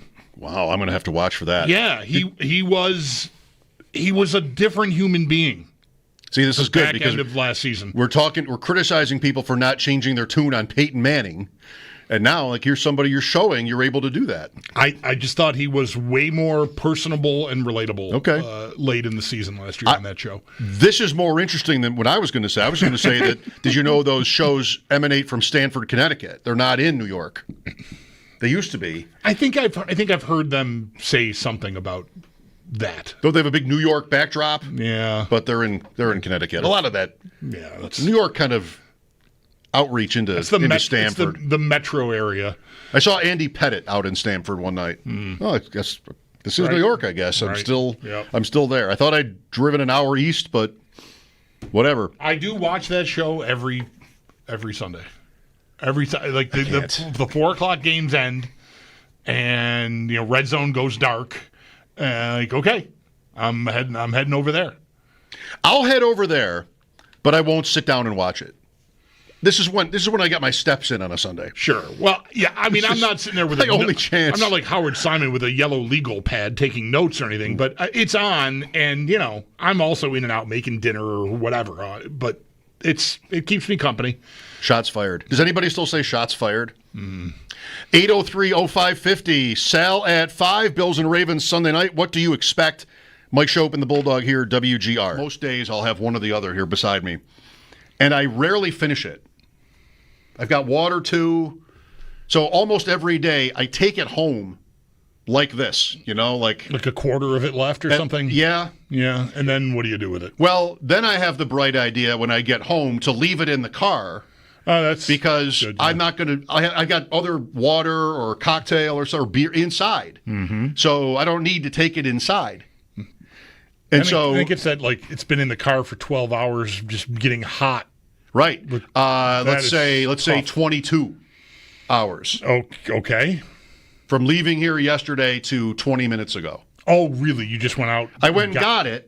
Because I was thirsty for some, and I don't want to just buy another one because I've got half of one in the car. So it's hot. You're drinking a beverage that has been sitting in your car for 22 hours. Yeah. In these temperatures. Yeah. You are disgusting.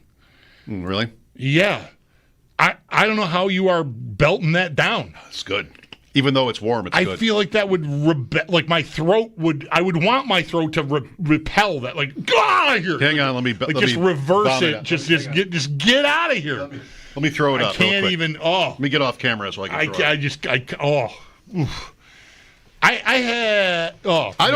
can't do it. You're not. This is all fair. This is fair. Terrible. I'd rather not waste it. I respect that. Refrigerate it. Leave it in the fridge here. When? End of the day? Yesterday, yeah. Oh, that's bad too, though. Well, you can't just put a half-drunk bottle of vitamin water in the fridge. Why not? Who's going to touch it? Nobody's going to touch it. No, it's going to be there for you tomorrow. I got half. Maybe I should do that. I got half a sub in there that's getting me through the week. I'm disgusting. It's refrigerated. It's not going to. There's nothing wrong with it. This is not freshly made and wrapped up. It's been unwrapped twice. Subs don't keep. The bread gets mushy. I'm doing all right with this. I got a new look at us. I got a new method. I am at hang on, I want to have one of those more. giant 14-inch subs that you get from the place, right? Not necessarily the grocery store, but the sub making place that I think spawned the grocery store or vice versa, whatever. Anyway, anywhere. Really. Right. But it's a big sub that you can get cut in 4 pieces. That gets me through the week here, lunch. Okay. I am this now. is getting me through the week. I am now. There have been 3 times recently where I have gone out for wings at a place that I'm very happy with the wings. Yes. And I order a single order of wings, and I take half of it home. Okay. Well, I am slowing down. You leave it in the car? Is what is happening. I do not leave those in the car. No. Good. No, those. I wouldn't do that. Those go home, get refrigerated, perhaps reheated. The way I do it is the food goes inside when I get home. I wouldn't leave the food in the car. No, but the drinks, I just feel like I'll just pick this up literally and figuratively. I'll pick it up tomorrow. It's probably bad. Somebody's going to tell me that it's bad in the plastic sense. Yeah. That the plastic will change maybe, and then I'm drinking some sort of different. Yeah. That I would probably have to respect. But I'm not getting cheated. No, I didn't finish it yesterday. You get value and I'm not out of going to. I don't want to dump it out. Put it in the fridge. That's so lame, though. It's like $3. Put it in the fridge. Now I'm not going to bother. No, I mean, too late now. You already drank a bunch of that hot vitamin water. Hot vitamin water. He just keeps doing it too. He does. I was with him. I was with him until he said that it was the one from yesterday. I was there. I was also there with the sub thing until you said it gets you through the week. So you're both upsetting me right now. You were okay with me drinking vitamin water until it wasn't from today? I was okay. Boiling hot car. I left it in my water. car, the whole thing, and then he was like, "No, this is the one from yesterday." And I'm like, I cannot defend this behavior. Okay, well, I would admit now I'm starting to think it takes.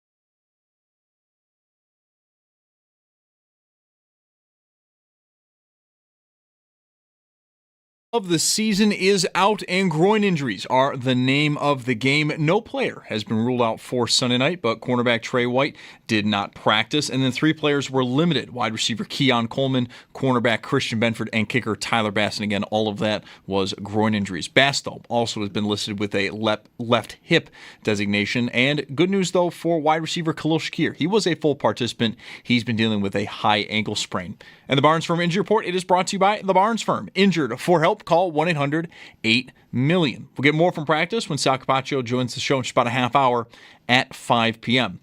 On the Ravens side of things, tight end Isaiah Likely not expected to play. That according to a report from earlier this morning from Ian Rappaport. Fullback Patrick Ricard not practicing today, while cornerback Jair Alexander did return to practice the first time he has practiced since August 9th. Jets guard Elijah Vera Tucker expected to miss the entire season with a torn tricep, and the Chiefs, they have ruled out rookie wide receiver Jalen Royals ahead of their Friday matchup against the Chargers. And then the Bisons, they are home against Syracuse. First pitch for that game is just after 6 o'clock, and you can listen to that game over on our sister station, the Bet 1520. That's your Paddock Chevrolet Sports headlines. Paddock Chevrolet celebrating 90 years of being your hometown dealership. I'm Zach Jones for WGR Sports Radio 550.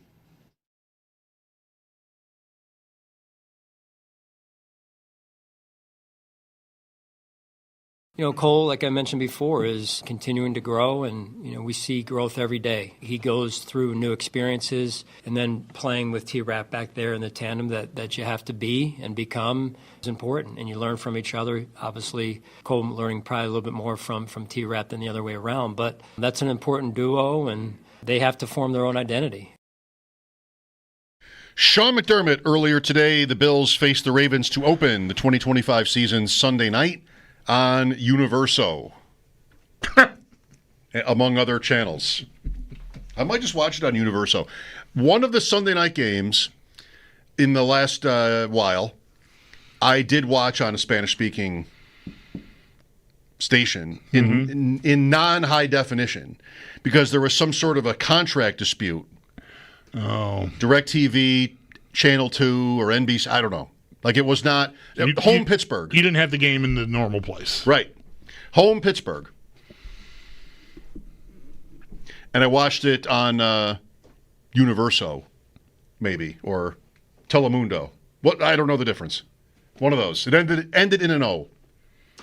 And so, that happened. Would have liked the high def factor. Sure.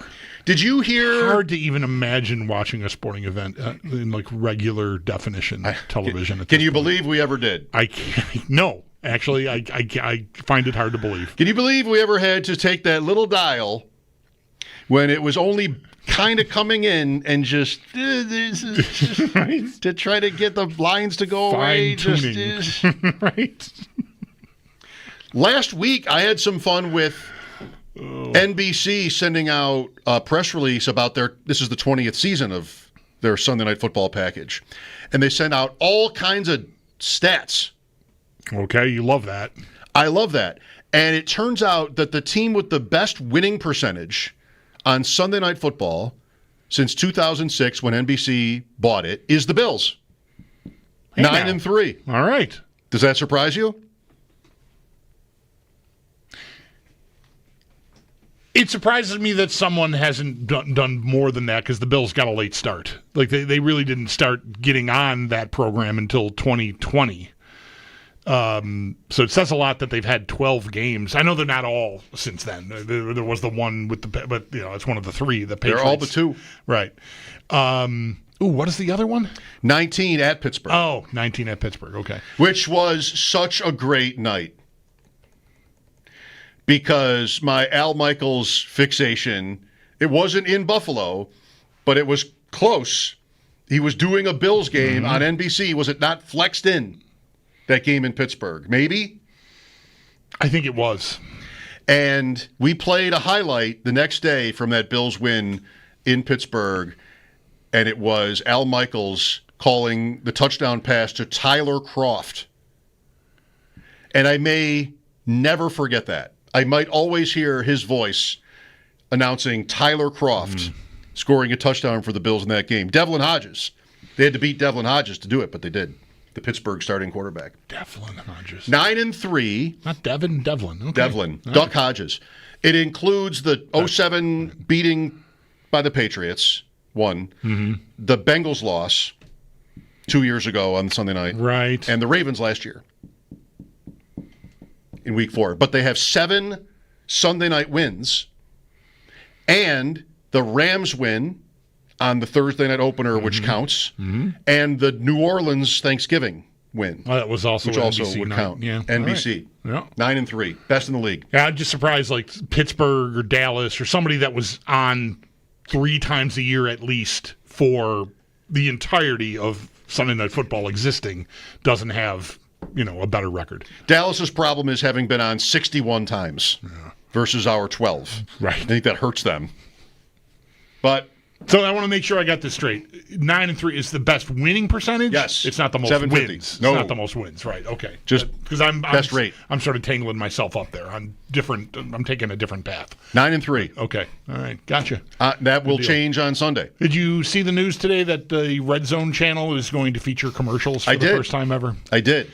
I hate it. I thought it was funny that I found that out today because today was also the day that I went looking through our, I think you still have the same streaming provider. I went in there. I've loved having that. I never had the Sunday tickets. So I never had Red Zone. So when I got Fubo for the first time, I had the Red Zone channel. And I thought with all the changes and YouTube and who knows what, it's like, I haven't looked. Is this going away? Do I still get this? Oh, good. I still do. Good. Nice. It's, if I'm getting a little bored watching the 2 New York teams at 1 o'clock this Sunday, I know I can go to Red Zone and just hang out and watch that for a while. But commercials. Well, it's the principle of it. And it's just like seemingly everything else in the world. Like, what was the point of Red Zone? You don't have to hop around. You're going to see nothing but scores. You're going to see nothing but action. Right. You pay for it. You pay extra. Right. In this case, through Fubo, but also through Sunday Ticket, which is really expensive. You pay the extra to be able to avoid the commercials. And now you've already paid the extra. And guess what? The season starts Sunday. Guess what? And Surprise. They're doing whatever they want because they can. ESPN has bought it. It's just very depressing. So many things. Just really, the same. Yeah, How do you like the NBA thing today? Oh, the thing about the Clippers, the fake jobs? Yeah. I will not apologize for my extremely cynical attitude about this. I saw that the Clippers, according to Pablo Torre, made up a bogus job for Kawhi Leonard at a rate of $28 million a year as, funded by their owner to be able to fit him in under the cap. And my reaction was, they all do that. Which I guess it can't really be considered fair to say. But I tweeted to a friend, watch how many owners decry this development. None. Who's going to say it? Right. Maybe you get somebody like super self-righteous like Mark Cuban or somebody like that. It'll be like, oh, this is an outrage. Nobody's going to do that because they're all. I mean, what have we? It's more hockey than football, I would say, over the years. But, tampering, and then it was legal tampering and all the different, we can't. Sorry, I forgot. We can't really talk to you until noon. Then the contract's announced at 12:02. Like, there's so many I just feel like they're all doing it. And you see, who was it that I was thinking about? Maybe it was Pete Carroll. Because there was a lot about Pete Carroll, like, last week with the Raiders. He's back in the NFL and thinking about SC and college was back last week. And I just sort of, like, want to just be able to like it. But then, USC, and there's worse examples probably, Harbaugh in Michigan. Right. They just win, and then we go through this very small phase that nobody wants to really talk about or listen to because usually maybe they can't even understand it. Is like, well, here's why there were illegalities, and here's what happened, and then like, all right, where's the next game? When is the next game? Right. No, it's entirely disposable. Like it's not controversial at all. And it should be, but it's the machine. It is the machine of not just football, but largely it's football that just keeps going. We crave it so much that we don't want to dwell on anything that calls into question how fair it is. And what happens to Jim Harbaugh? Nothing. No, of course. He goes to the NFL. That's what Pete Carroll did. He beats the posse out of college and goes back to the NFL, and he's lauded and celebrated. He'll never have to really suffer for it. No. Whatever the extent of the wrongdoing was. It's so bad, and I feel bad for the people in those jobs. I'm thinking mostly of college football for this, although that landscape has changed radically now with the money that's being thrown around now legally, But every college coach I see on TV, I think, I can't stand this guy. I know. And then it's Same.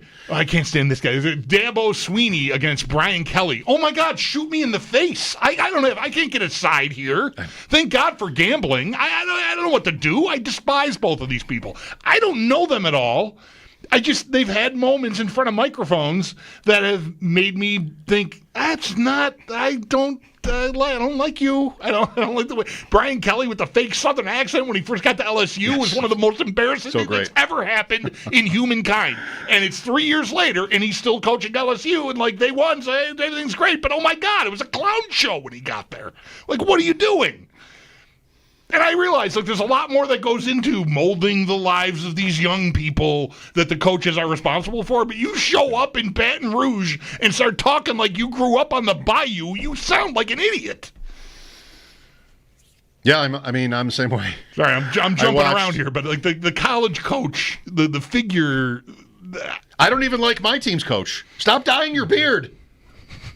Look at me. Look at us in here. We're real people, real men. With beards, I need a trimmer. I thought I would be able to walk into a drugstore today because my trimmer died. And believe it or not, I had one. You keep that thing pretty tight. No, I hate it now. It's too itchy. Yeah, it's long overdue. So I made the trip today to get it, and it was not available. So I don't know where to go now. I can't trim. I don't trim my beard at home. I go to see Oral Roberts. I can't. It's unruly for me. I'll come in here and I'll have a mustache if I try to trim my beard. That's what I did. I got to even it out. This is for everybody on the Twitch. Next thing you know, I got no beard.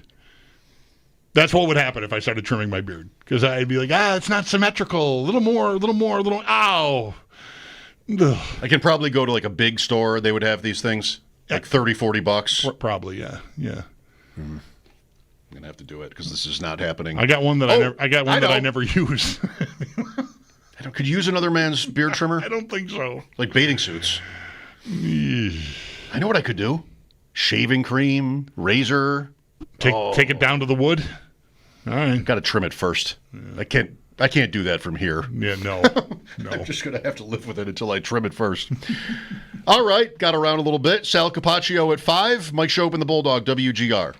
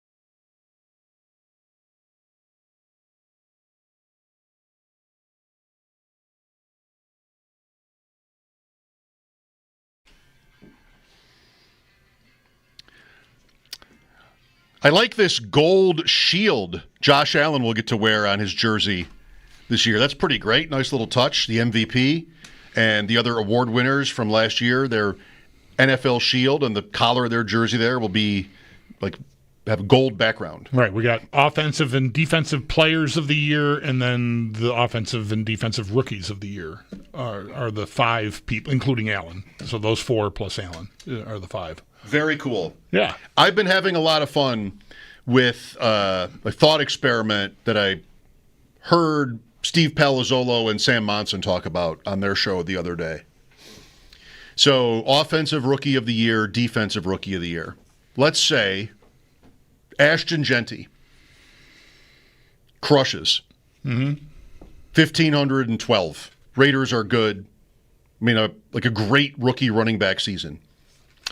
And let's say Abdul Carter for the Giants, top 3 pick, is awesome. Sacks, just dominant. Evoking memories of Aaron Donald. You've got a clear-cut, dominant defensive rookie and offensive rookie. And meanwhile, Travis Hunter is playing 80% of the snaps both ways, catches 6 touchdown passes, 4 interceptions. And anybody with common sense would consider that, maybe change the numbers if you need to for this, but that to be the rookie of the year in football. Right. But there's a guy who's doing both. Right. But there's somebody better on each side. Right. What does he win? Nothing. Too bad. He wins a cup of coffee. So Monson was beautiful on this. He's got a big brain, And he goes, I could listen to either side of that argument, where if one person says, yeah, tough, there was a better offensive rookie, and there was a better defensive rookie, and that's how it goes. You should have concentrated on one or the other. Pick a side. So tough. But he said, I could also listen to sort of a very reasonable sounding, come on. Just give him one of the two. I mean, you got to give him something here. He was the best rookie in the league. He's making history. Or just for a year, just have it be, it's the rookie of the year. There's no offensive or defensive designation. Here's the best rookie in football. Do you think you would do that? Make a new award for him? No. I don't think I would do that. No. But you'd want to do something. And Sam was great. He's like, I think I could be convinced either way. I like that about Sam.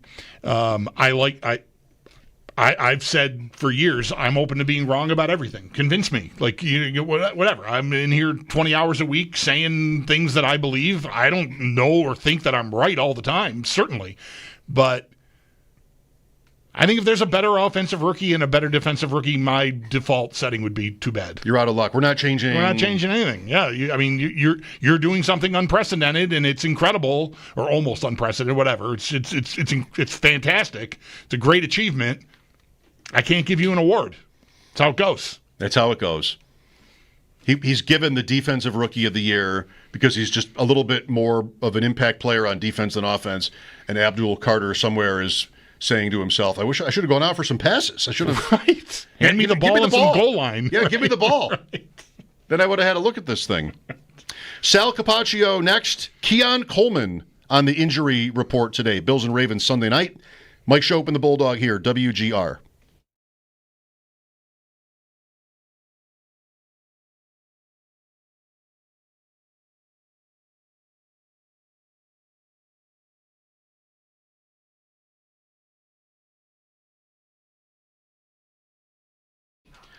Well, it's fire season. It doesn't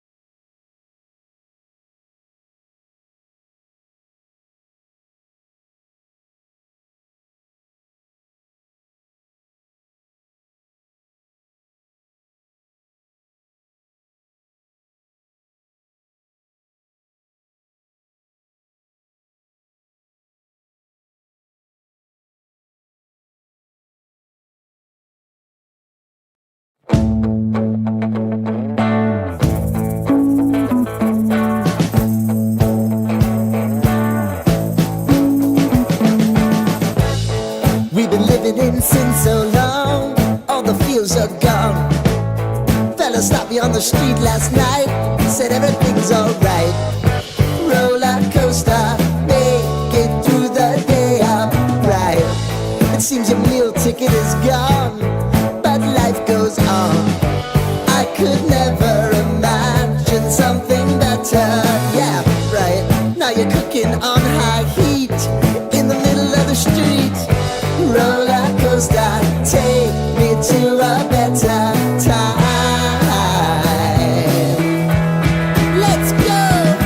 All sing your high line with the roller coaster of life. Yeah. It's time to all choose your timeline on the roller coaster of life. Oh, you seem to easily forget how to place your bet. When everyday life gets you down, you gotta steal the crown. Got to own it. Don't bitch and moan about it, please. God forbid you scrape your knees, and it's nothing to sneeze at. Oh, I've told you over and over again. You gotta get both hands around it and make your own plans. Roller coaster, it's taking over. It's about time. Oh, all sing your high line on the roller coaster of life. You've got to. First injury report of the year is out for the Bills, and groin injuries are the name of the game. 4 of them. Cornerback Trey White did not practice due to one, although he has not yet been ruled out for Sunday. And then 3 players limited with groin injuries. Wide receiver Keon Coleman, cornerback Christian Benford, and kicker Tyler Bass, although it should also be noted Bass also had a left hip designation. And wide receiver Khalil Shakir, he was a full participant as he's been dealing with a high ankle sprain. The Barnes Firm Injury Report is brought to you by the Barnes Firm. Injured? For help, call 1-800-8-MILLION. We'll get more from practice today. Sal Capaccio will join the show next.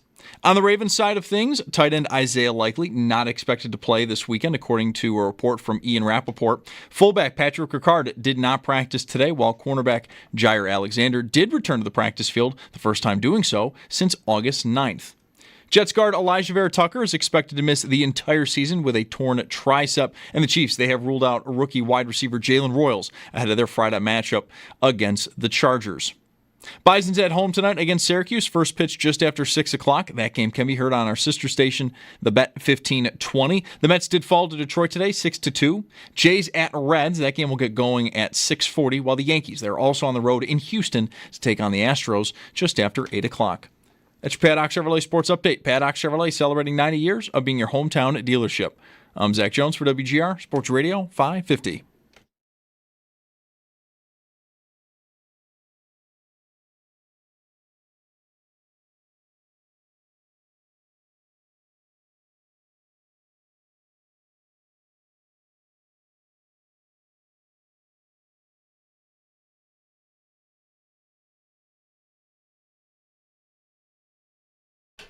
Something you want to mention, or shall it wait? You know this hat thing that's going on, the hat bracket that's happening here. I think Josh Schmidt, producer of Morning Show, started this thing. So we're having listeners vote on, or followers on social media vote on our favorite hats.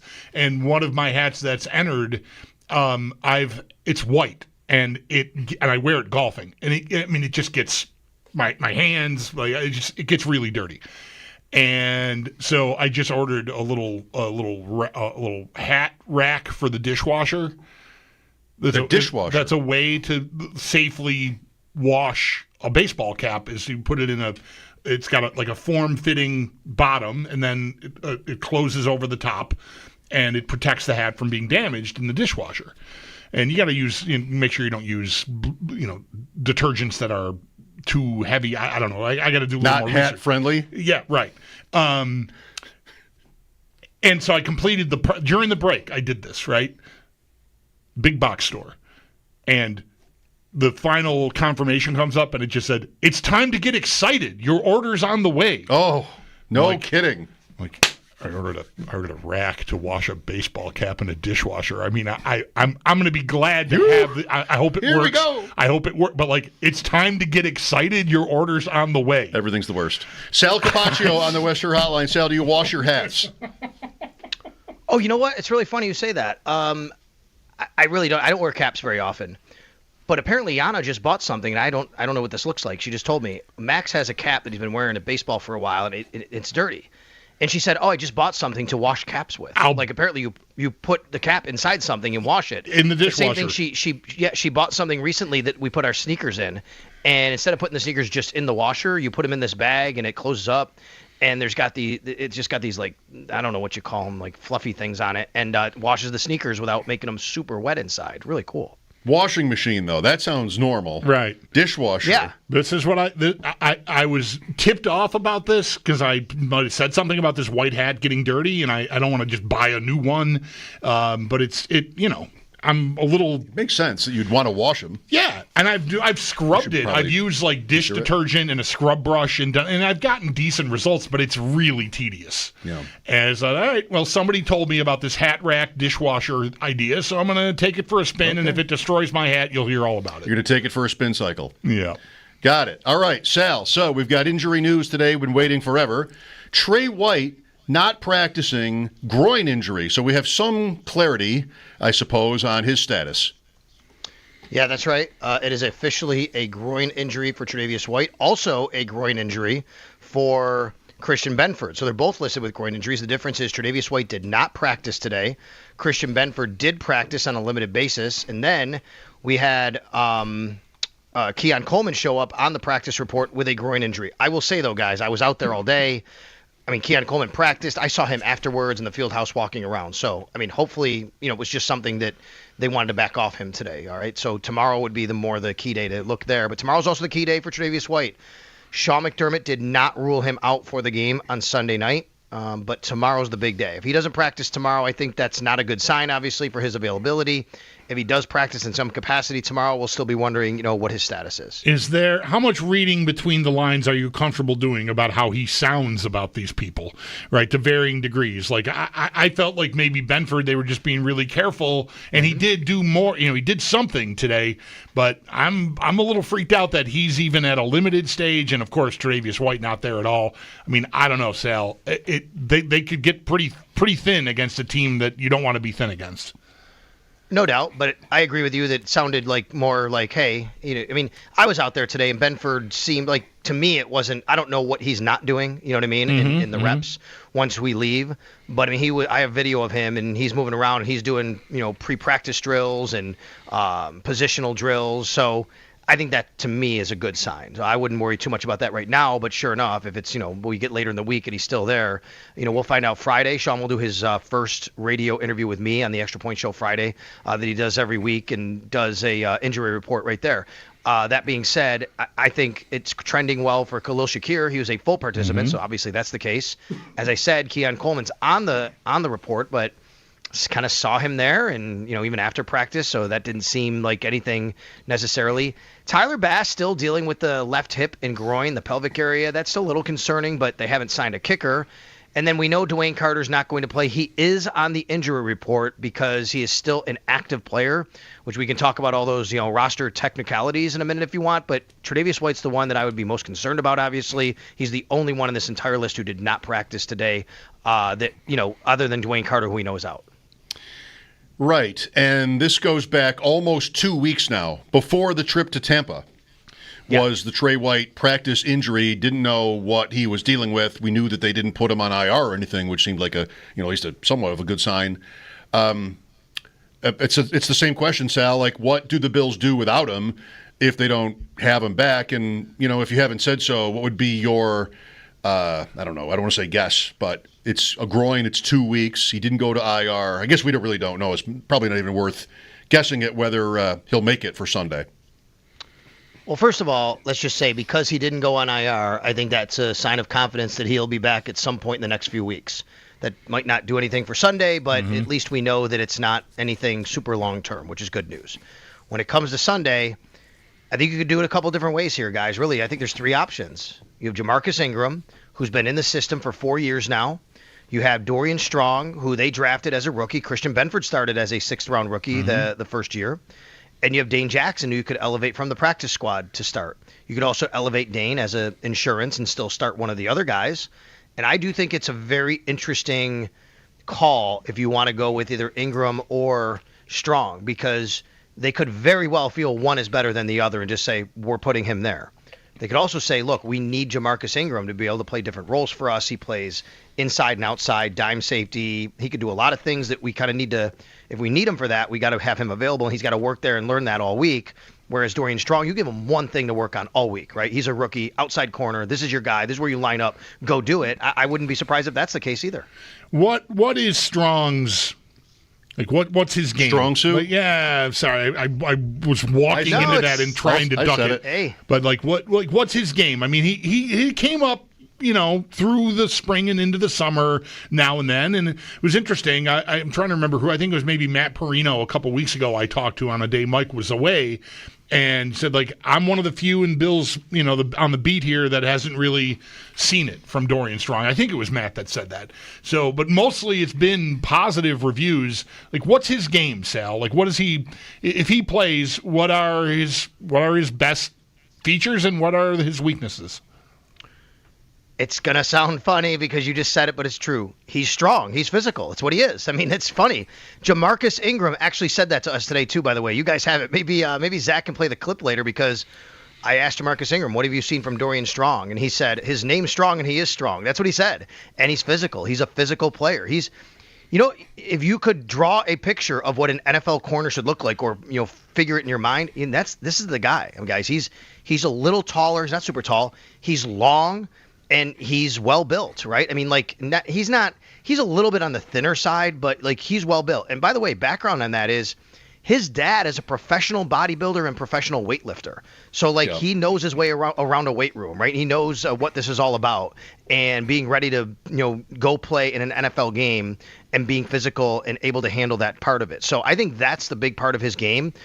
When he started out at camp, I really liked him the first few days, and then I didn't really notice him that much after that. But it wasn't because he wasn't doing anything special, but also that's a good thing, right? Because you're not noticing that he's getting beaten all the time. So I think from that standpoint, when you can have a rookie come into this roster and he goes a whole camp and you're not talking about bad plays that he's making or being out of position, that's a really good thing. I don't need to see all the wild plays. You'd love to see that.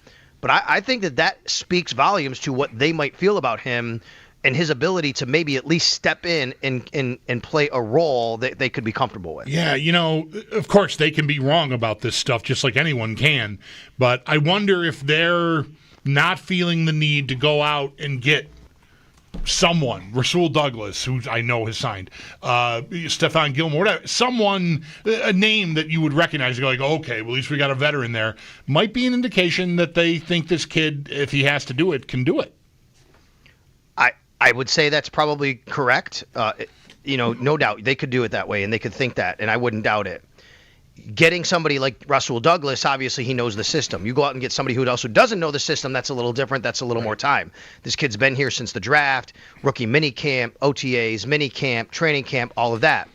And let's remember, they do have Dane Jackson on the practice squad, who they signed. And they have Max Harrison, who's coming back in another 3 weeks, hopefully, right? So I think a lot of that has to go into it, because you have to play the long game. You go out and get someone like that, you got to think about what that means, the next 5-6 weeks as well for that player in your team. You'd have to think if White can't go Sunday, Jackson gets elevated regardless of whether he's the presumed starter or not, right? To me, I do. I do think that, because the way I look at it, I know Cam Lewis, I think on the official roster is listed as a safety. But he's their backup nickel, right? He's not an outside corner. We know that. So Cam Lewis isn't an outside corner. You got Taron Johnson and Cam Lewis there. Christian Benford's an outside corner. Jamarcus and Dorian, that's 3. You probably want to have one extra guy on top of the fact that you could have a guy that could play special teams, whether that if you do elevate him, that could be him, or that could be one of the other guys, because you have him kind of on the ready to be able to be, your extra guy. Jordan Hancock, by the way, did practice today. He's not on the injury report, which means he practiced in full. So that's really good. And to me, Jordan Hancock solidifies that safety part of it too when you talk about all of this. if your name were Strong, you'd have to be strong. I mean, and then you got the dad's a bodybuilder. Like the pressure, you'd have to be a strong guy if you had the last name Strong. I don't think you could. You got to be strong, and you got to look strong too. Everything. You can't be a little slot. No dad bod. It sets the tone for your life. I think it sets the tone for your life if your last name were Strong. Sal Capaccio on the West Her hotline. One more, at least on the secondary here. You put it all together. How about this matchup for this situation? Like if they are down a guy and then their depth is being challenged and questioned, are the Ravens a team where you might say? I mean, they're so good, but are they a team where you might say, like, it's not the worst matchup because of Henry, because of Jackson, maybe it's still only one tight end, but middle of the field. Would you say anything like that? I think it's a very tough matchup for the Bills against this team, the way they play. Like, I know that the Chiefs have beaten the Bills in the playoffs, right? But the Bills have beaten them in the regular season. I think matchup-wise, like how each team wants to play, I think the Bills matching up against the Chiefs, I've always felt a little better about that versus against the Ravens because of how they play. Now, I will say part of that is because the Bills have always been, as you guys know, in this regime especially, traditionally, a lighter, more athletic defense. That's how they want to operate. They play a lot of nickel defense. They have played base against the Ravens. But the difference is this year, what they did was they went out and they got bigger in the offseason. They went out and they drafted Deion Walker and TJ Sanders, who wasn't the biggest guy, but they bulked up on the interior. And Larry Ogunjobi, who's not around, we know that. Landon Jackson on the edge, and I don't even know if he gets a game day jersey here. Joey Bosa, obviously. Joey Bosa's a much bigger dude than people realize maybe because he's this pass rusher, but he can play the run. He can set the edge. And I just like that they've done that. Shaq Thompson is on this team. I think Shaq Thompson could figure into this game plan. Like Shaq Thompson, the guy they kept on the 53, I believe he has a role on this team. I think that's going to be putting him on the field sometimes in base defense sets. We'll see if they use it this week. And if not, you do have Dorian Williams there. Last year, that's what the Bills did. So in the playoffs, right? They mixed some of that in, 3 linebackers. They did. Right? Yep, they did. And they did it. They've done it before. Remember, I think they did it in Baltimore. And even though they didn't have Milano Bernard or Taron Johnson, we know how that looked and worked out. So to answer your question, Mike, I still think it's a tough matchup because the Ravens are that type of team. But the Bills have kind of countered here a little bit with their personnel. And I would say with the Ravens' injuries, Isaiah Likely and Patrick Ricard, those are 2 really big parts of their running game, actually. And, I think that makes it a little different here. Ricard, for sure, is huge. And he did not practice again today, nor did Likely. Sal, part of the dilemma with going heavier like that, using 3 linebackers like they did some against Baltimore last season, is it means you're taking Taron Johnson off the field, right? And he's one of your best defenders, so you don't want to do that. Is there, and I'm trying to phrase this in a way that's not going to make me sound like turn Rasmus Ristolainen into a winger guy, but is there something to be done with Taron Johnson outside of playing? Like, if they want to go heavier, can they move him somewhere else and still keep him on the field? Like, can he play safety? Can he play boundary corner? No, probably, right?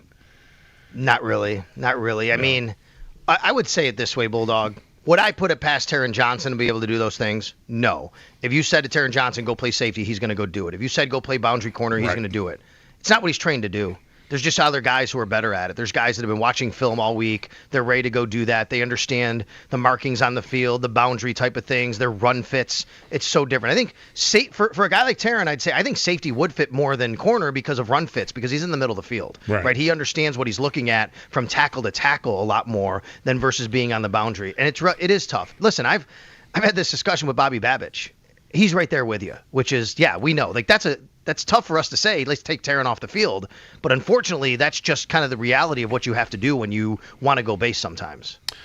If you know, what is the significance of the reported Deion Dawkins restructuring? Is there something imminent from it? Mm-hmm. No, I would say nothing imminent. Now, anything's always possible, right? If someone, they feel like, hey, there's a guy out there we really want, we could do that. I mean, we're at Wednesday in week 1. It's probably not going to happen now. And even into next week. This is something that's pretty common around this time, guys, which is you need money to operate throughout the year because of injury replacement costs. What an injury replacement cost is exactly what it sounds like, which is a guy gets hurt, you got to sign somebody. That's money you didn't account for that now suddenly you have to pay for a player who wasn't on your roster previously. In the offseason, only the top 51 salaries count against the salary cap. Once they got to last week in the final 53, all 53 count, and they had to get under the cap. So they had to do this just to literally be cap compliant. Then they freed up some extra money because as the year goes on, you're going to start eating into that money because you have to sign guys because guys get hurt or someone, hey, there's a guy out there that, we just want to add to the roster or whatever, and now you have that ability. So I would say, no, nothing is imminent, and this is pretty much procedural from that point, but it gives them some room to operate. Speaking of procedural, can you explain what's going on with the practice squad IR involving Gabe Davis and Jordan Poyer? Yes, so, okay. I don't know if the NFL transaction wire is out yet. It might be. But when it comes out, you're going to see, people are going to report, fans are going to see, Jordan Poyer has been released from the practice squad. He will be literally re-signed within minutes after that. He has to be released in order to sign Gabe Davis to the practice squad. The reason it's Jordan Poyer is because it's got to be a veteran because you're only allowed a certain number of veteran players on your practice squad. So by having both of them, they'd be over that number. So they say to Jordan, hey, it's the old Reeve Ferguson thing. Go wait out in the parking lot. He really doesn't have to wait in the parking lot, though. Hey, we're going to release you. We're going to bring Gabe on. Okay, so then you say, well, wait a minute. They still have to then, what are they going to do? Because they'll still have too many. Well, then Gabe will go on practice squad injured. So he won't count. He'll literally be like an inactive practice squad player, which frees that spot back up for Jordan Poyer to resign. Okay. Then from there, Gabe Davis will have to miss 4 weeks, and he cannot practice with the team during that 4-week time, the 4-game time. After 4 games, Gabe Davis can then start practicing again with the practice squad like any other player. They would have a certain amount of window to activate him either to the practice squad or put him on the 53. Okay, this isn't really that surprising then. I mean, he had to wait all summer for an offer because he didn't pass his physical in Jacksonville, if I remember right, and then wasn't considered fully healthy. So this just seems like more of an indication that is the case, and it'll be a while before we hear from him if we ever do. Yeah, and one more thing on rosters here while we're at it. So Dwayne Carter has not yet been placed on injured reserve. Now, that could happen tonight, tomorrow, whatever. I would also say it might not happen at all this week, and the reason would be if you're on the roster week 1 and you're a vested veteran, a guy that has 4 or more years, your salary is guaranteed for the year. So let's just say they put Dwayne Carter on IR and they sign Jordan Phillips, up for the 53. Now suddenly Sunday, Jordan Phillips' salary gets guaranteed for the year. Well, if you're already going to have 7 inactive players essentially, you might just want to roll into the season into week 1 with 52 guys and not worry about it until next week when you don't have to guarantee someone's salary, if that makes sense. Okay. While we have you, hypothetically, Travis Hunter, I want to see if Sal would say what Bulldog said. Travis Hunter has this insane rookie year. It's historic. Touchdown catches, interceptions. He's coming close to playing full-time on both sides. But there's a better offensive rookie and a better defensive rookie, say Genty or Abdul Carter. Doesn't matter who. Does Hunter in that scenario just not win an award? Like he won't win offensive or defensive rookie of the year because there's someone better? Would they ever Would anybody ever sort of vote differently? Because, come on, right? He's just made history. There's no place for him to win. The NFL might end up sort of jammed in that scenario because there's no actual rookie of the year, per se.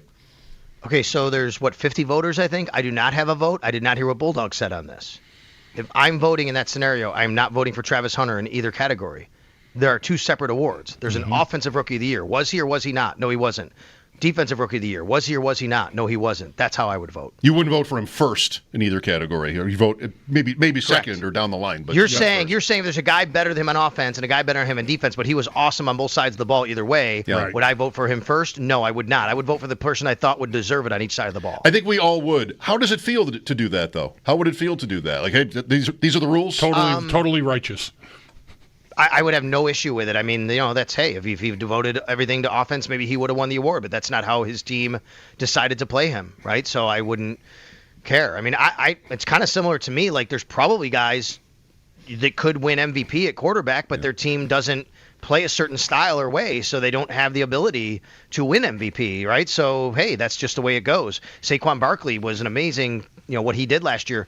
Who's to say maybe teams, if they gave the same amount of volume to guys, I don't know. I'm just using examples here. So I wouldn't worry about it. I mean, that's just okay. Maybe I would be also thinking about, I would want to make sure I tell people, hey, I think this guy did awesome, but, obviously I can't vote for him. and make sure he got his love in some way. Joe Burrow had the best quarterback season last year of any quarterbacks and didn't win the award. Didn't win because it's not the best quarterback of the league award. It's the MVP award, and there's different criteria, and so he should have been better at defense. Kind of how it goes, right? He should have had some interceptions. Yeah. This is not the Hunter scenario is not that far-fetched, really. Like that is very possibly what will happen this year. All right, Sal, you're going to be out tonight? Yeah, so hope everybody can come by and say hi. Matt Bove and I are going to be live at the BFLO store on Transit Road, Transit Town. That's going to be starting at 6:30. We're doing an Always Game Day in Buffalo podcast. Right after this, after I get off with you guys, I'm headed over there. I'll be there around 6 o'clock, setting up for the podcast. We'll be there about 6:30. We're going to start. We usually go for about 45 minutes. We're going to hang out after for a little while, say hi to people. So come on by. And if you can't make it, it will be live. It'll be on X at Sal Sports on my YouTube page as well. People can comment. And also, while we're there, so everybody knows, if anybody's interested in the Buffalo Football Legends cruise at all that I've been promoting with Thurman and Don Beebe and Steve Tasker and those guys, Nick Ryberg, who owns Sojourn Travel, will be with us tonight, and he will be there to answer any questions people have. All right, very good. We'll talk again tomorrow, I guess. All right. Thanks a lot, guys. All right. Have a good time out there. Hope folks get out there and see Sal and Matt for a live taping of It's Always Game Day in Buffalo. Sal's appearance with us brought to you by New York's only outlet liquor. When you need to stock up, it's the place to buy a case. What's your outlet? Your thoughts on Sunday night's game, 803-0550. Maybe the Bills will be down a couple of guys here. Maybe not. Sal sounded pretty good on Coleman, even though he's on the list today as limited. Mike Schopp and the Bulldog here. This is WGR.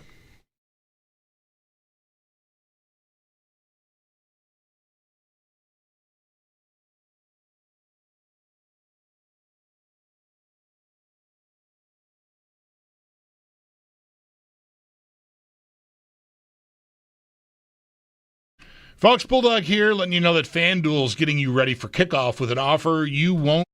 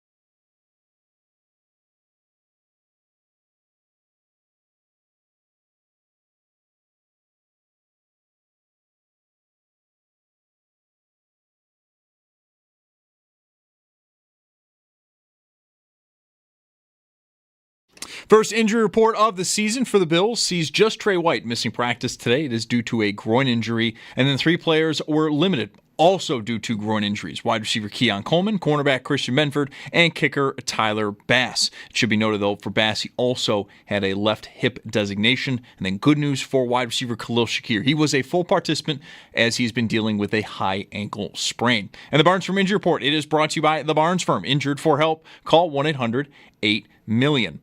On the Ravens side of things, tight end Isaiah Likely not expected to play this weekend. That, according to a report from earlier this morning from Ian Rappaport. Fullback Patrick Ricard did not practice due to a calf issue, while cornerback Jair Alexander, he did return to practice today, the first time since early August, and was at a limited capacity due to a knee injury. Jets guard Elijah Vera Tucker is expected to miss the entire season with a torn tricep, and the Chiefs, they have ruled out rookie wide receiver Jalen Royals ahead of their Friday matchup against the Chargers. And then in baseball, the Bisons, they are at home against Syracuse tonight. First pitch just after 6, and that game can be heard on our sister station, the Bet 1520. That's your Paddock Chevrolet Sports Headlines. Paddock Chevrolet celebrating 90 years of being your hometown dealership. I'm Zach Jones for WGR Sports Radio 550.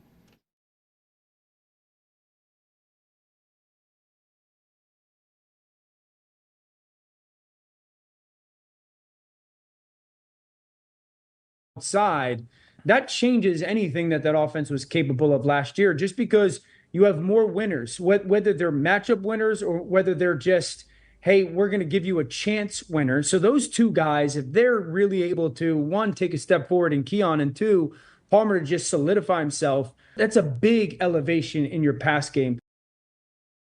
We'll see. Dan Orlovsky joining One Bills Live earlier. 803-0550, the number here. Who has more to lose Sunday night? On one hand, the Bills are the home team. On the other, the Ravens have it, I think, a lot tougher throughout the season.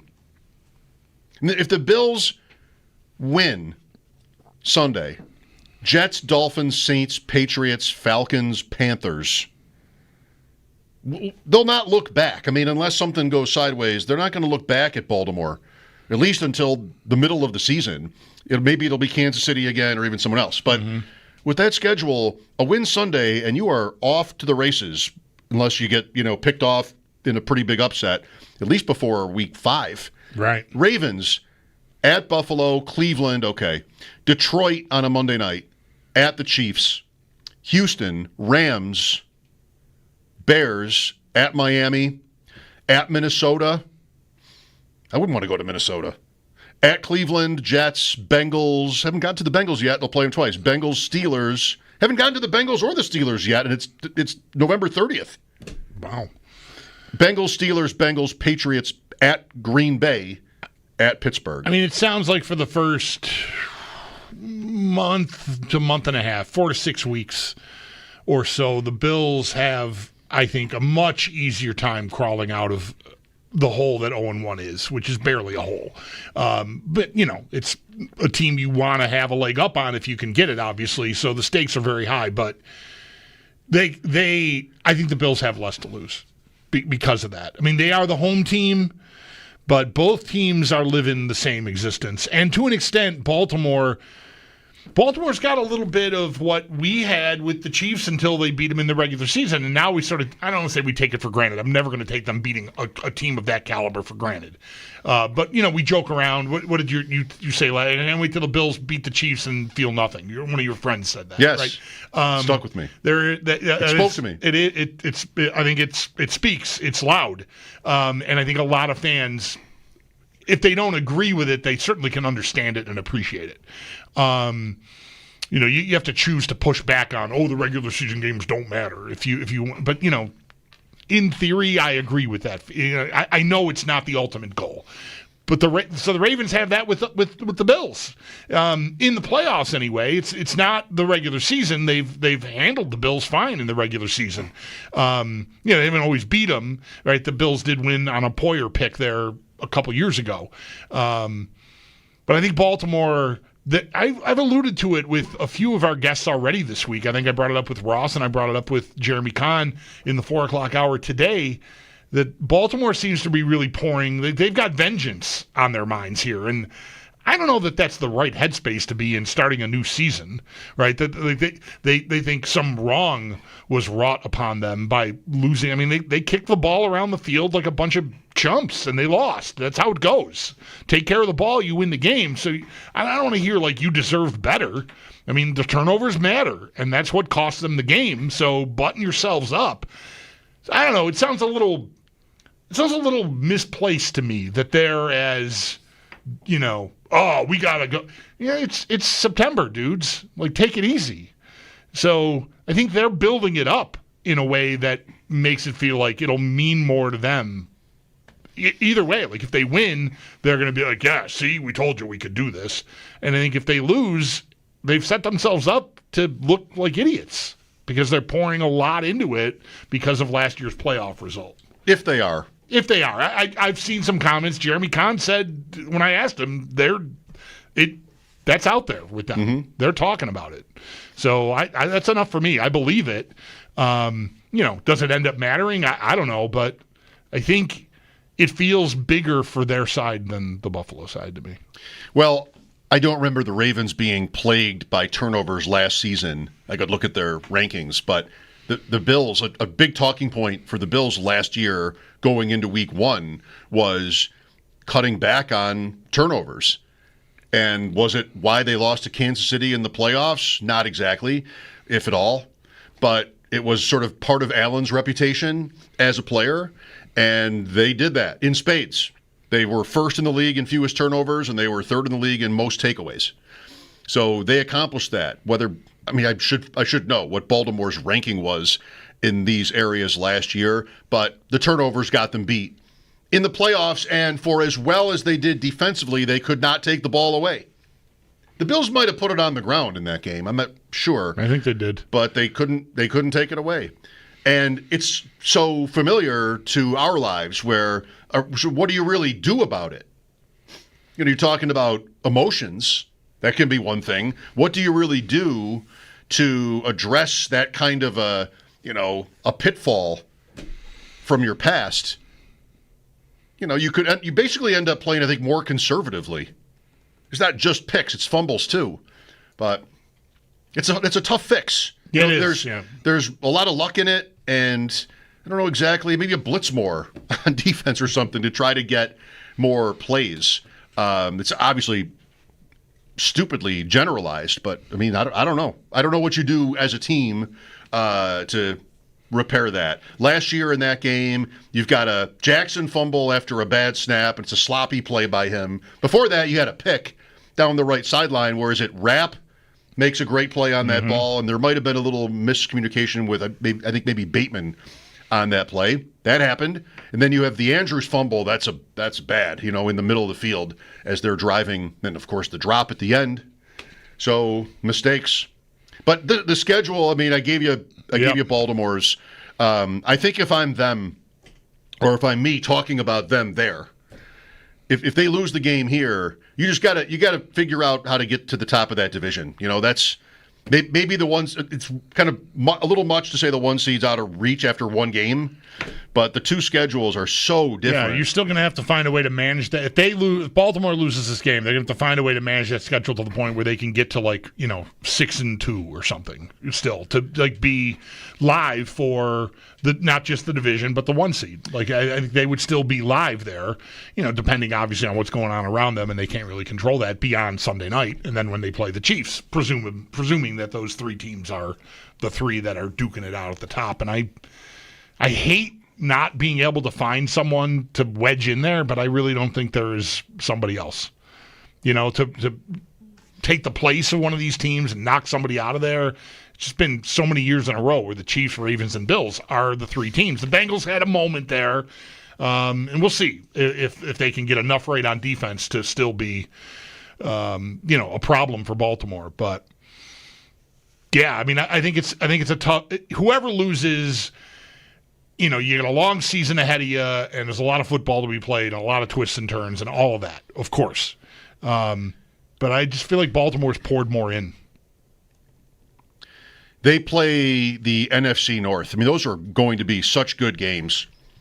Maybe not. I'm probably stretching it to say that. I was going to say, even what Chicago was last year. No.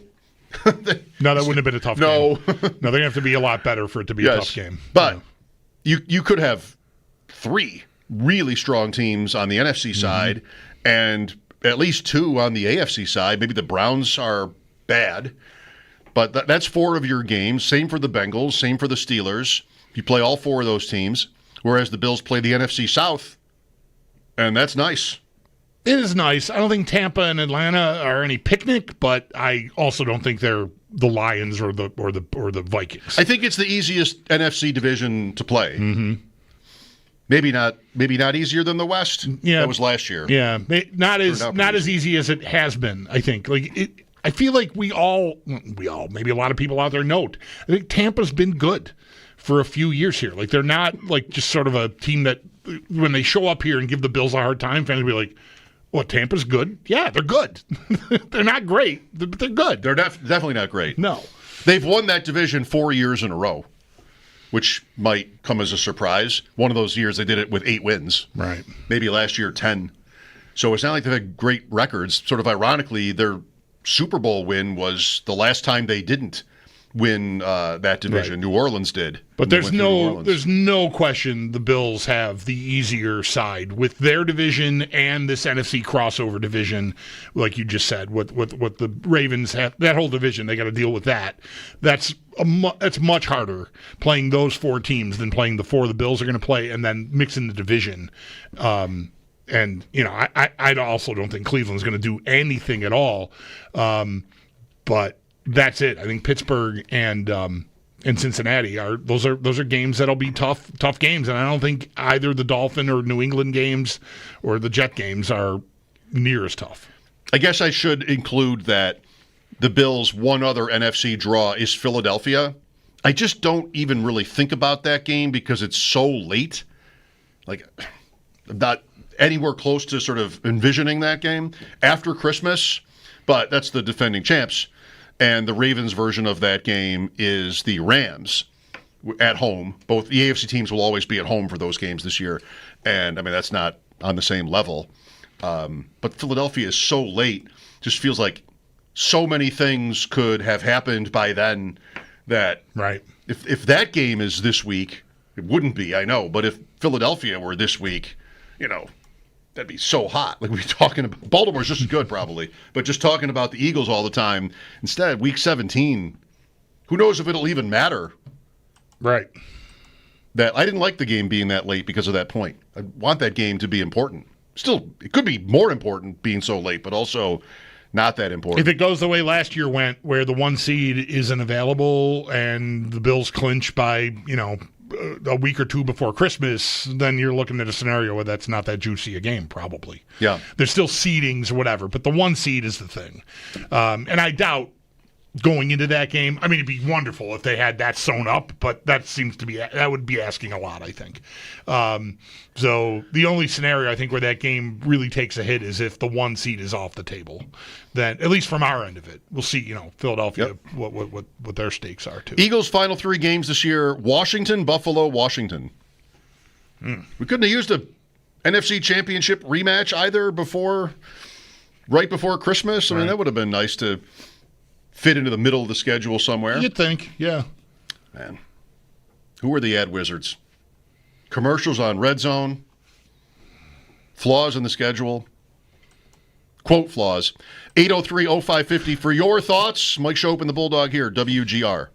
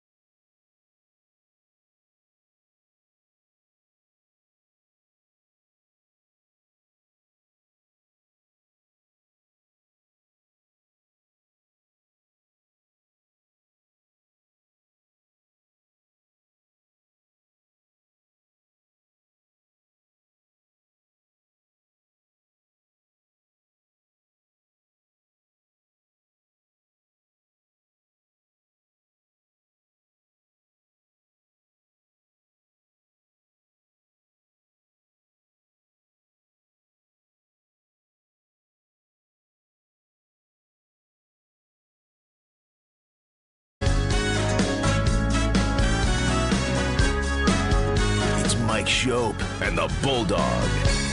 Uh-oh. Guess what day it is? Guess what day it is? Huh? Anybody?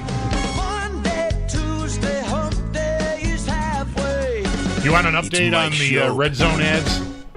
I do. I thought you were going to say Mike, what day is it, hat Mike? washer. But okay, I'll settle for this. I am guess not what day it surprisingly is? getting a lot of come on, I know information you can about hear how to me. watch It's ads. Mike Schopp I've and the already Bulldog. taken my step. Guess I've what bought today is? the device to put in the dishwasher, so I'm going to take that out for a spin and see how that goes. I will say I have had one of those. SportsRadio550. A long time ago, the hat- I had the hat rack the little thing? plastic. Yeah. But I don't remember using it in a dishwasher. Okay. That's what I'm going to do. So we'll see if it works. You take out the rack then?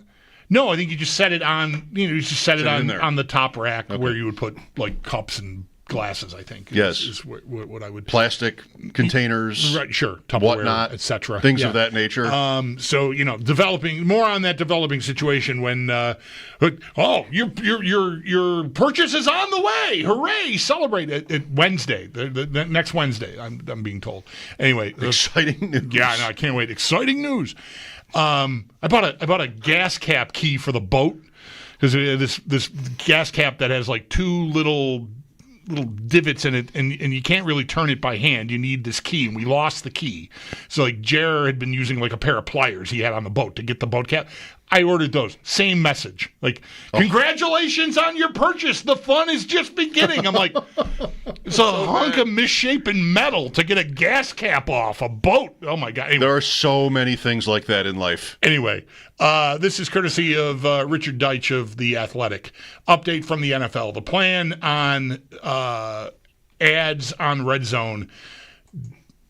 Limited number of ads, of course, throughout the 7 hours of the show. Double box ads, which means viewers will hear the audio of the ads, but the other box will still be showing Red Zone. Like golf. So, yeah. So it'll be like one of those deals, but you'll be hearing the audio of the ad. But still, it's tempers it a little bit for me. I said I hate it. I hate it on principle. I don't even like Red Zone. I don't like Red Zone in either direction. In one simple sense, it's too manic. I mean, I'm not watching a game. I'm watching a highlight show. It stresses me out watching it. John Gale hates it when he's over watching football Sundays. It's too much. Plus, I mean, I don't know if I can get away with saying that because I'm on my laptop or phone or both anyway. And in that case, it's too late. I know if it's going to be a touchdown on Red Zone. You're ahead of it. I've already found out. Like I'm ahead of it. Imagine on the radio how much far ahead of it you'd be. So in one direction, like it just seems like we're all going insane that way. But on the other, like I said to you many times, I'm better at Red Zone than Red Zone. Right. Because I'm fast enough with the remote. If I see there's a touchdown on a game, in a game I'm not watching, I'll get there before Red Zone does. I'll flip to it and I won't miss it. Yeah. And so, I mean, I don't want to be doing that all day either. You are in like a 1% category, I think, of people. Maybe 5. I'm never going to do that. I like the convenience of seeing everything that happens that way. I'm not following. I only have the one fantasy team. I'm barely paying any attention to that as it is. And you just got it. But it is the stress level. There's nothing should be stressful about it, but it just is.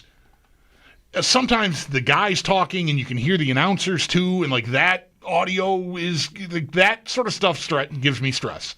So I sort of grin and bear it sometimes. If I don't like a game, if the game is lousy or it's two teams I don't care about, I'll end up at Red Zone.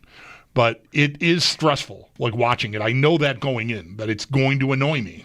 But I'll choose it. I can't say that the host, Scott Hansen, doesn't do a good job, though. I mean, he's all over you. Yep. He's sweating at you, and he's coming at you. He's got, big guys, because it's classic NFL personality guy. He's coming at you hard. 7 hours, the witching, all. It's definitely on brand for the NFL, this guy. But he is good. Like Yes. I feel like, who was the one other guy? Siciliano? He made constant mistakes. Like, nope, that's the 30. Nope, that's second down. Like, just nope. Yep. And it would frustrate me even more because, like, I'm sitting there going, you're wrong too often. This guy doesn't give me that. Right. You know I want it. Right. You're ready to nitpick. You know I want to hear those mistakes. Right. But he doesn't really make them. Yeah, he is good at it. He does not aggravate me. It's more the how quickly it's one thing to the next, to the next, to the next, and then when there's that dual audio, that sort of freaks me out. Yeah, so that's it. But again, I will choose to watch it even though I know it's going to aggravate me. The other one quick thing about that's funny. What a line. The other one quick thing about being Red Zone at home and controlling it is you have to remember, or you could write it down and look, but I'm not going to do that. You have to remember which two channels are the games that are on locally and not go to those channels because they'll be blacked out on those Sunday Ticket right channels. You want, to only go, you want 4 and 29 or whatever it is. You got to remember which ones are blacked out, which one or two games are not going to be on that list. But you do in 5 minutes. Yep. Or 10, maybe 10. You do remember. Then you have it. Week 1. Oh. What did I say earlier since we were talking about all these different games? Locally, we get the New York teams at 1 o'clock, right? Giants and Washington, Jets and Steelers, and then at 4:25 we're getting Packers-Lions. So that's our day in advance of Bills-Ravens. If that'll be great. If you're not watching Red Zone because it stresses you out. That'll be great. Yep. I mean, I think there are a couple other interesting options where you could debate whether another game, I don't know, the Browns, though. There are a couple other games we liked a little more, maybe. Yeah. But Pittsburgh Jets is interesting, what happens there. It might be really boring, but it's an interesting game to find out about. 803-0550 for your calls. Mike Schopp and the Bulldog back after the update here on WGR.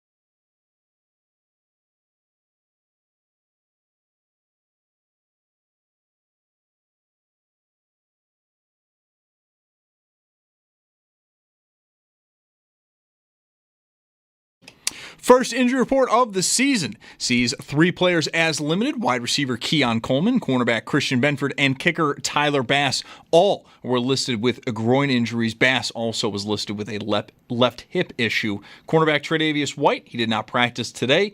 That was also due to a groin issue, though. He was not ruled out. And good news for wide receiver Khalil Shakir. He was a full participant as he's been dealing with a high ankle sprain. The Barnes Firm Injury Report. It is brought to you by The Barnes Firm. Injured? For help, call 1-800-8-MILLION.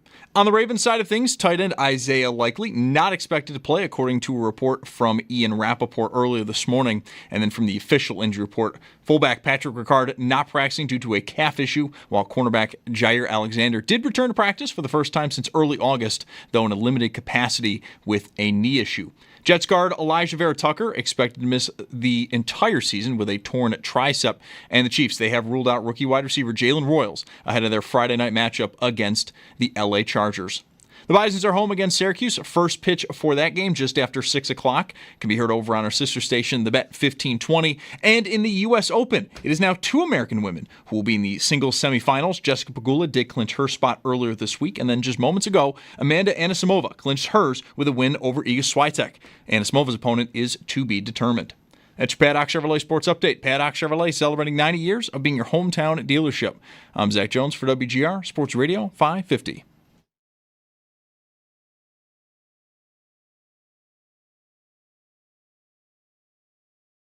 We were having a very serious conversation about mayonnaise here. And the Bulldog. And don't even talk to me about weed. On WGR Sports Radio 550. I want to mention a couple of things I enjoyed hearing on the radio station earlier today. One would be they played a clip on the morning show of Mike Pereira talking about the overtime rules having been changed again. And I wasn't able to stay for long, but Jeremy quickly said, I have it in my contract that I do not have to listen to any of the rules people before the season starts. Well, tough one for him. There's been a violation of his contract unless he was able to tune that out. I'm sorry. What is different about the overtime rules again? They're the playoff rules now. The regular season rules are the playoff rules now. All right. I liked that. So, okay, I'm glad. Where you might want to go second. Right. Kansas City, San Francisco Super Bowl, where San Francisco took the ball and kicked a field goal and the Chiefs knew what they had to do. Right. I did think I got to get back into shape. I mean, I did think there was a fair enough argument for taking the ball first and going and, scoring and winning, whatever. You can't end the game, though. That's the thing. Yeah, I think I would always want to go second. And there still are ties. That's different than the playoffs. Well, right, yeah. So 10 minutes, your 10 minutes are up. They changed it so you can't end it with a touchdown on that first possession anymore for the regular season now, but they didn't stretch it out, so it's still just 10 minutes. So it's not a lot of time. No, I look forward to the first overtime game to sort of, again, get back into shape on that stuff. Yeah. Maybe it'll be Sunday. Would you take it? No. Would not take overtime Sunday night. Too late. It'll be too. If it were not so late, look, you're a 1-point favorite. I guess you shouldn't take overtime. 1 o'clock game. I think I wouldn't mind overtime as much. Right. 803-0550. I also heard Marty Baron say on Sabres Live that in his fantasy league, and I think maybe he was speaking for himself. Yes, I saw a tweet, and he said, "Go follow my Instagram." He's paying off his debt, last place finish in a fantasy league. He was at a bar in East Aurora, but I didn't go to Instagram, so I don't know what's going on. But I saw a tweet. What I heard him say was last place in his league has to be a caddy. Oh. For, maybe the winner's golf game or someone else's golf game. Okay. Imagine. Maybe he was just at the bar getting loose. He might have said there were other things too. But I heard him say, I texted him about it. I heard him say, the caddy idea, I've never heard that one. I like it. But it'd be funny if you went out to Delaware, Like, say I finished last in our league together, and I'm your caddy. Marty's like, you got to do everything, clean the clubs, full service. Right? Yeah. I'd want my caddy to be in one of those white Augusta jumpers sure. too. I would buy that if this hypothetically, if this happened where we're in a league and that were the punishment, I would buy you the jumpsuit. I would buy you the white coveralls or whatever they're coveralls. I went with jumper. I don't know if that's right at all, but you would jumpsuit, whatever it is. Coveralls, I think is what coveralls. Yeah, not Cooperalls. No, coveralls. Those are white, but like it's like an auto mechanic would wear a full. Okay, yeah. That's it. So coverall. Would any golf course let you have a caddy of your own on the course? Like 5 show up, and one guy's not going to play. He's just here to caddy to pay off a bet. I don't know if I would expect you to be let to, expect that to be okay. I guess it depends where you are. Delaware, you see all the time. Owen's even done it with his significant other. You see couples out there with one set of clubs, and a lady often is just riding along with a guy, and he's playing, and she's just sitting there. And they don't mind. And they don't. They don't mind at all. At least that I've heard. I mean, I've never seen anyone get guff for it, and it happens most days in the afternoon if I'm out there, like after 2:00 if I'm on vacation or I'm playing it for some reason at that late on a Sunday. That's a time of the day where you'll see that. Feels like an impromptu, hey, we got a few hours to kill. I'm going to go play some golf. If you want, you just ride along with me. Should that be free? Yeah, I think so. Okay. I don't want to start anything. Yeah, I guess I want to tell you I don't know that it is. I should talk to Owen about what he did when he did it, whether he had to pay for his friend to ride with him or not. But I don't think you got to. I don't know. I don't know the rules. Have you ever had a caddy? I've had a caddy twice in my life, yes. Other countries? No, both times here. Buffalo? Country Club of Buffalo. I was invited twice to play there, and we had caddies. Well, I've been there 3 times now. Last time without caddies, and we rode the 3rd time. The other 2 times we walked and had caddies, and it was really a treat. May I tell my one caddy story? Do you know it? I sure do. Bermuda. And you get the option. And it was already like $200 or more. Like, I was good. I didn't. Two guys got caddies, or the same guy. They split it. And myself and the other guy did not. I didn't know anybody. We're just all paired together. So no caddy for me. I'm already up against it here with how much this costs. Just going to treat myself to this round. And there was a hole where the guy came over to me. He saw I was lined up. And this is really what happened. It might have been 100 feet. Like this huge green, the ocean backdrop, Mid-Ocean Club of Bermuda. I think it used to be like a world-famous course. I don't know that it is anymore, but sounds like it is. It Mid-Ocean was great. Course sounds like a famous place. I know, like Babe Ruth played it and Presidents. Okay, right. So anyway, whatever. I've got this huge putt. Greens are incredible, and the guy, the caddy, sees me lined up to putt, and he's like, "Stop!" And he comes over to me. And he might have, I don't remember, he might have even physically turned me. Mm-hmm. But at least he said, like, don't go 12 o'clock, go 10 o'clock. You want to putt it over there. And I made it. I turned, and I literally made this. Probably I've never made a longer putt in my life. Sounds like it. If it was 100 feet, that's incredible. It could have been 100 feet. Like, it was just impossible. And, I would have missed the putt by 15 yards had I not been redirected. Right. And the guy, like, this is a great moment. Everybody's excited about this putt. And, we're laughing, this guy is good, right? Yeah. We got done, and I had no money. And he comes over to me, and he's like, what the hell? I'm like, what? He said, well, I helped you on that putt. I'm like, I know, and I appreciate it, but I didn't hire you, and I don't have any money. I felt terrible. Yeah. Because I would always have given this guy something for that. Yeah. But I didn't have anything to give him. I'm in another country. Like, I didn't have an ATM available. Right. I had literally no money to. I might have had a couple dollars, and I might have given him like $2 or something like that. Which is almost as bad or worse than not giving him anything. That's right. And I needed a cab. So, like, I had no option here. I wasn't going to ask one of these guys that I might have been from Atlanta or something to loan, no Venmo or anything. This is like 20 years ago. So I just left. I didn't come through for the guy. And he gave me this great story. He wasn't friendly about this. Like he was aggressive about it. Yeah. And like since then, I've sort of never wanted one because that's the trauma from that one. Like now, if I'm in a group and you have a caddy and I don't, and the caddy sort of takes a step toward me, like, no. I got it. Please no. I don't mean to be rude, but please no. So that happened. Yeah, it's so long ago that I had these rounds at CCB that I don't even remember. I have no idea what etiquette is there.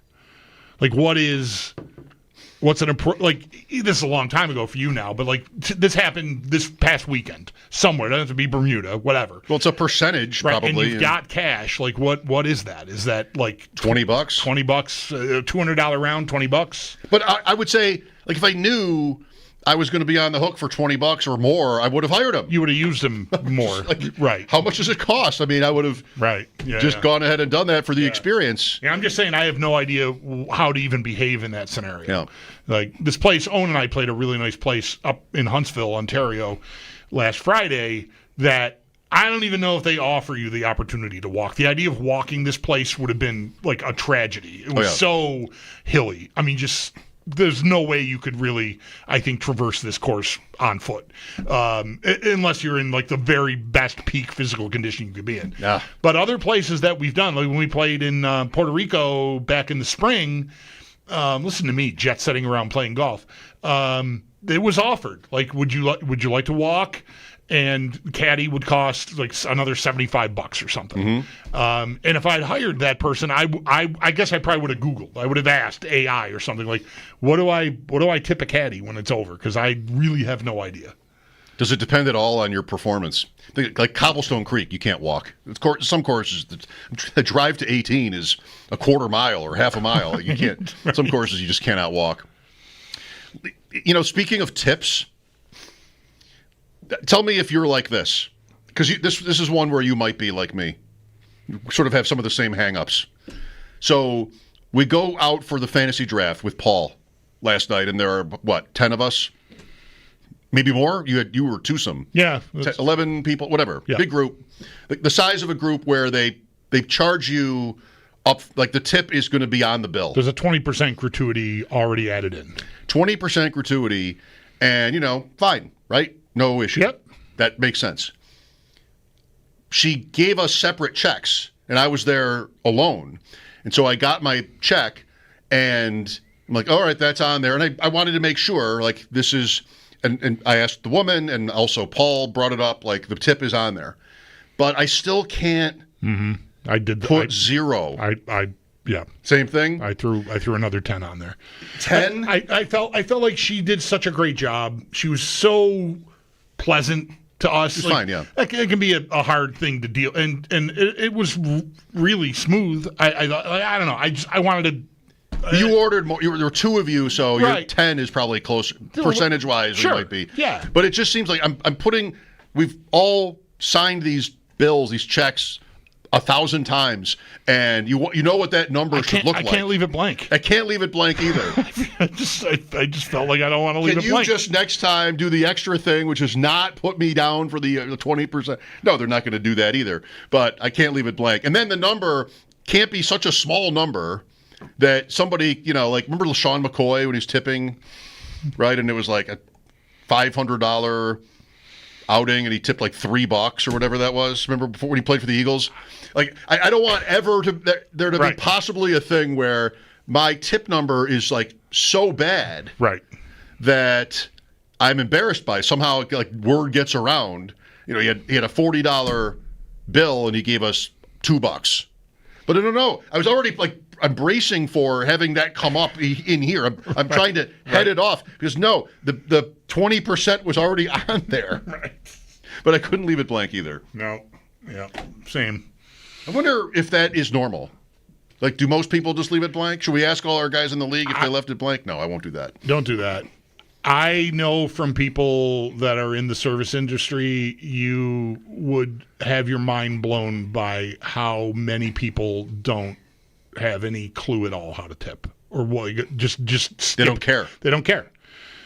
They just skip it. They just skip it entirely. It happens a lot. So, I always sort of have that in the back of my mind, too. My wife did that kind of job for quite a few years when we first got married and even before we were married, and I have lots of friends that have been in that industry. That's what happens when you hang out in bars a lot, like I have for a lot of my adult life. So I always feel like some compunction. Like I'm going to make up for everybody who doesn't tip, but I just want to make sure I do it right. So I feel like I probably go above whatever. Now I sound like I'm bragging, but I think a lot the impression I get from friends in the business is that you'd be stunned how many people just don't do it at all. I guess I mean, interesting. I thought you might have done the same thing last night. You can't leave it blank. Nope.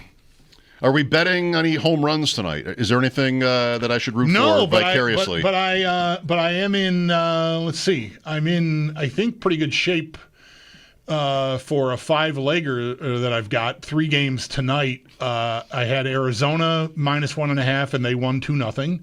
Ooh, I've got playing it tight. I've got Baltimore on the money line, and they're up 3 in the bottom of the 7th on San Diego. And then what else have I got tonight? I don't have the app open. I've got the Red Sox -1.5 and a couple other things. Good luck. But I've got a hearty buyout already. Good. Just from one game and another game in the 7th inning? Yeah. Well, it's generous. $85 buyout.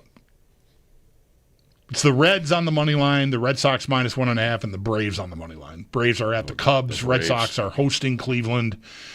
And the Reds are hosting Toronto. Could be some rain at the front of that Cubs game. I read. If they rain it out, it goes to a 14. It would be a void. I don't think it's supposed to be a rain out, but okay, just something to know. Well, if I get the other 2 that start ahead of an hour earlier, you're cashing out. Then I'll. You're so out of there. I might be rooting for rain out. Yeah.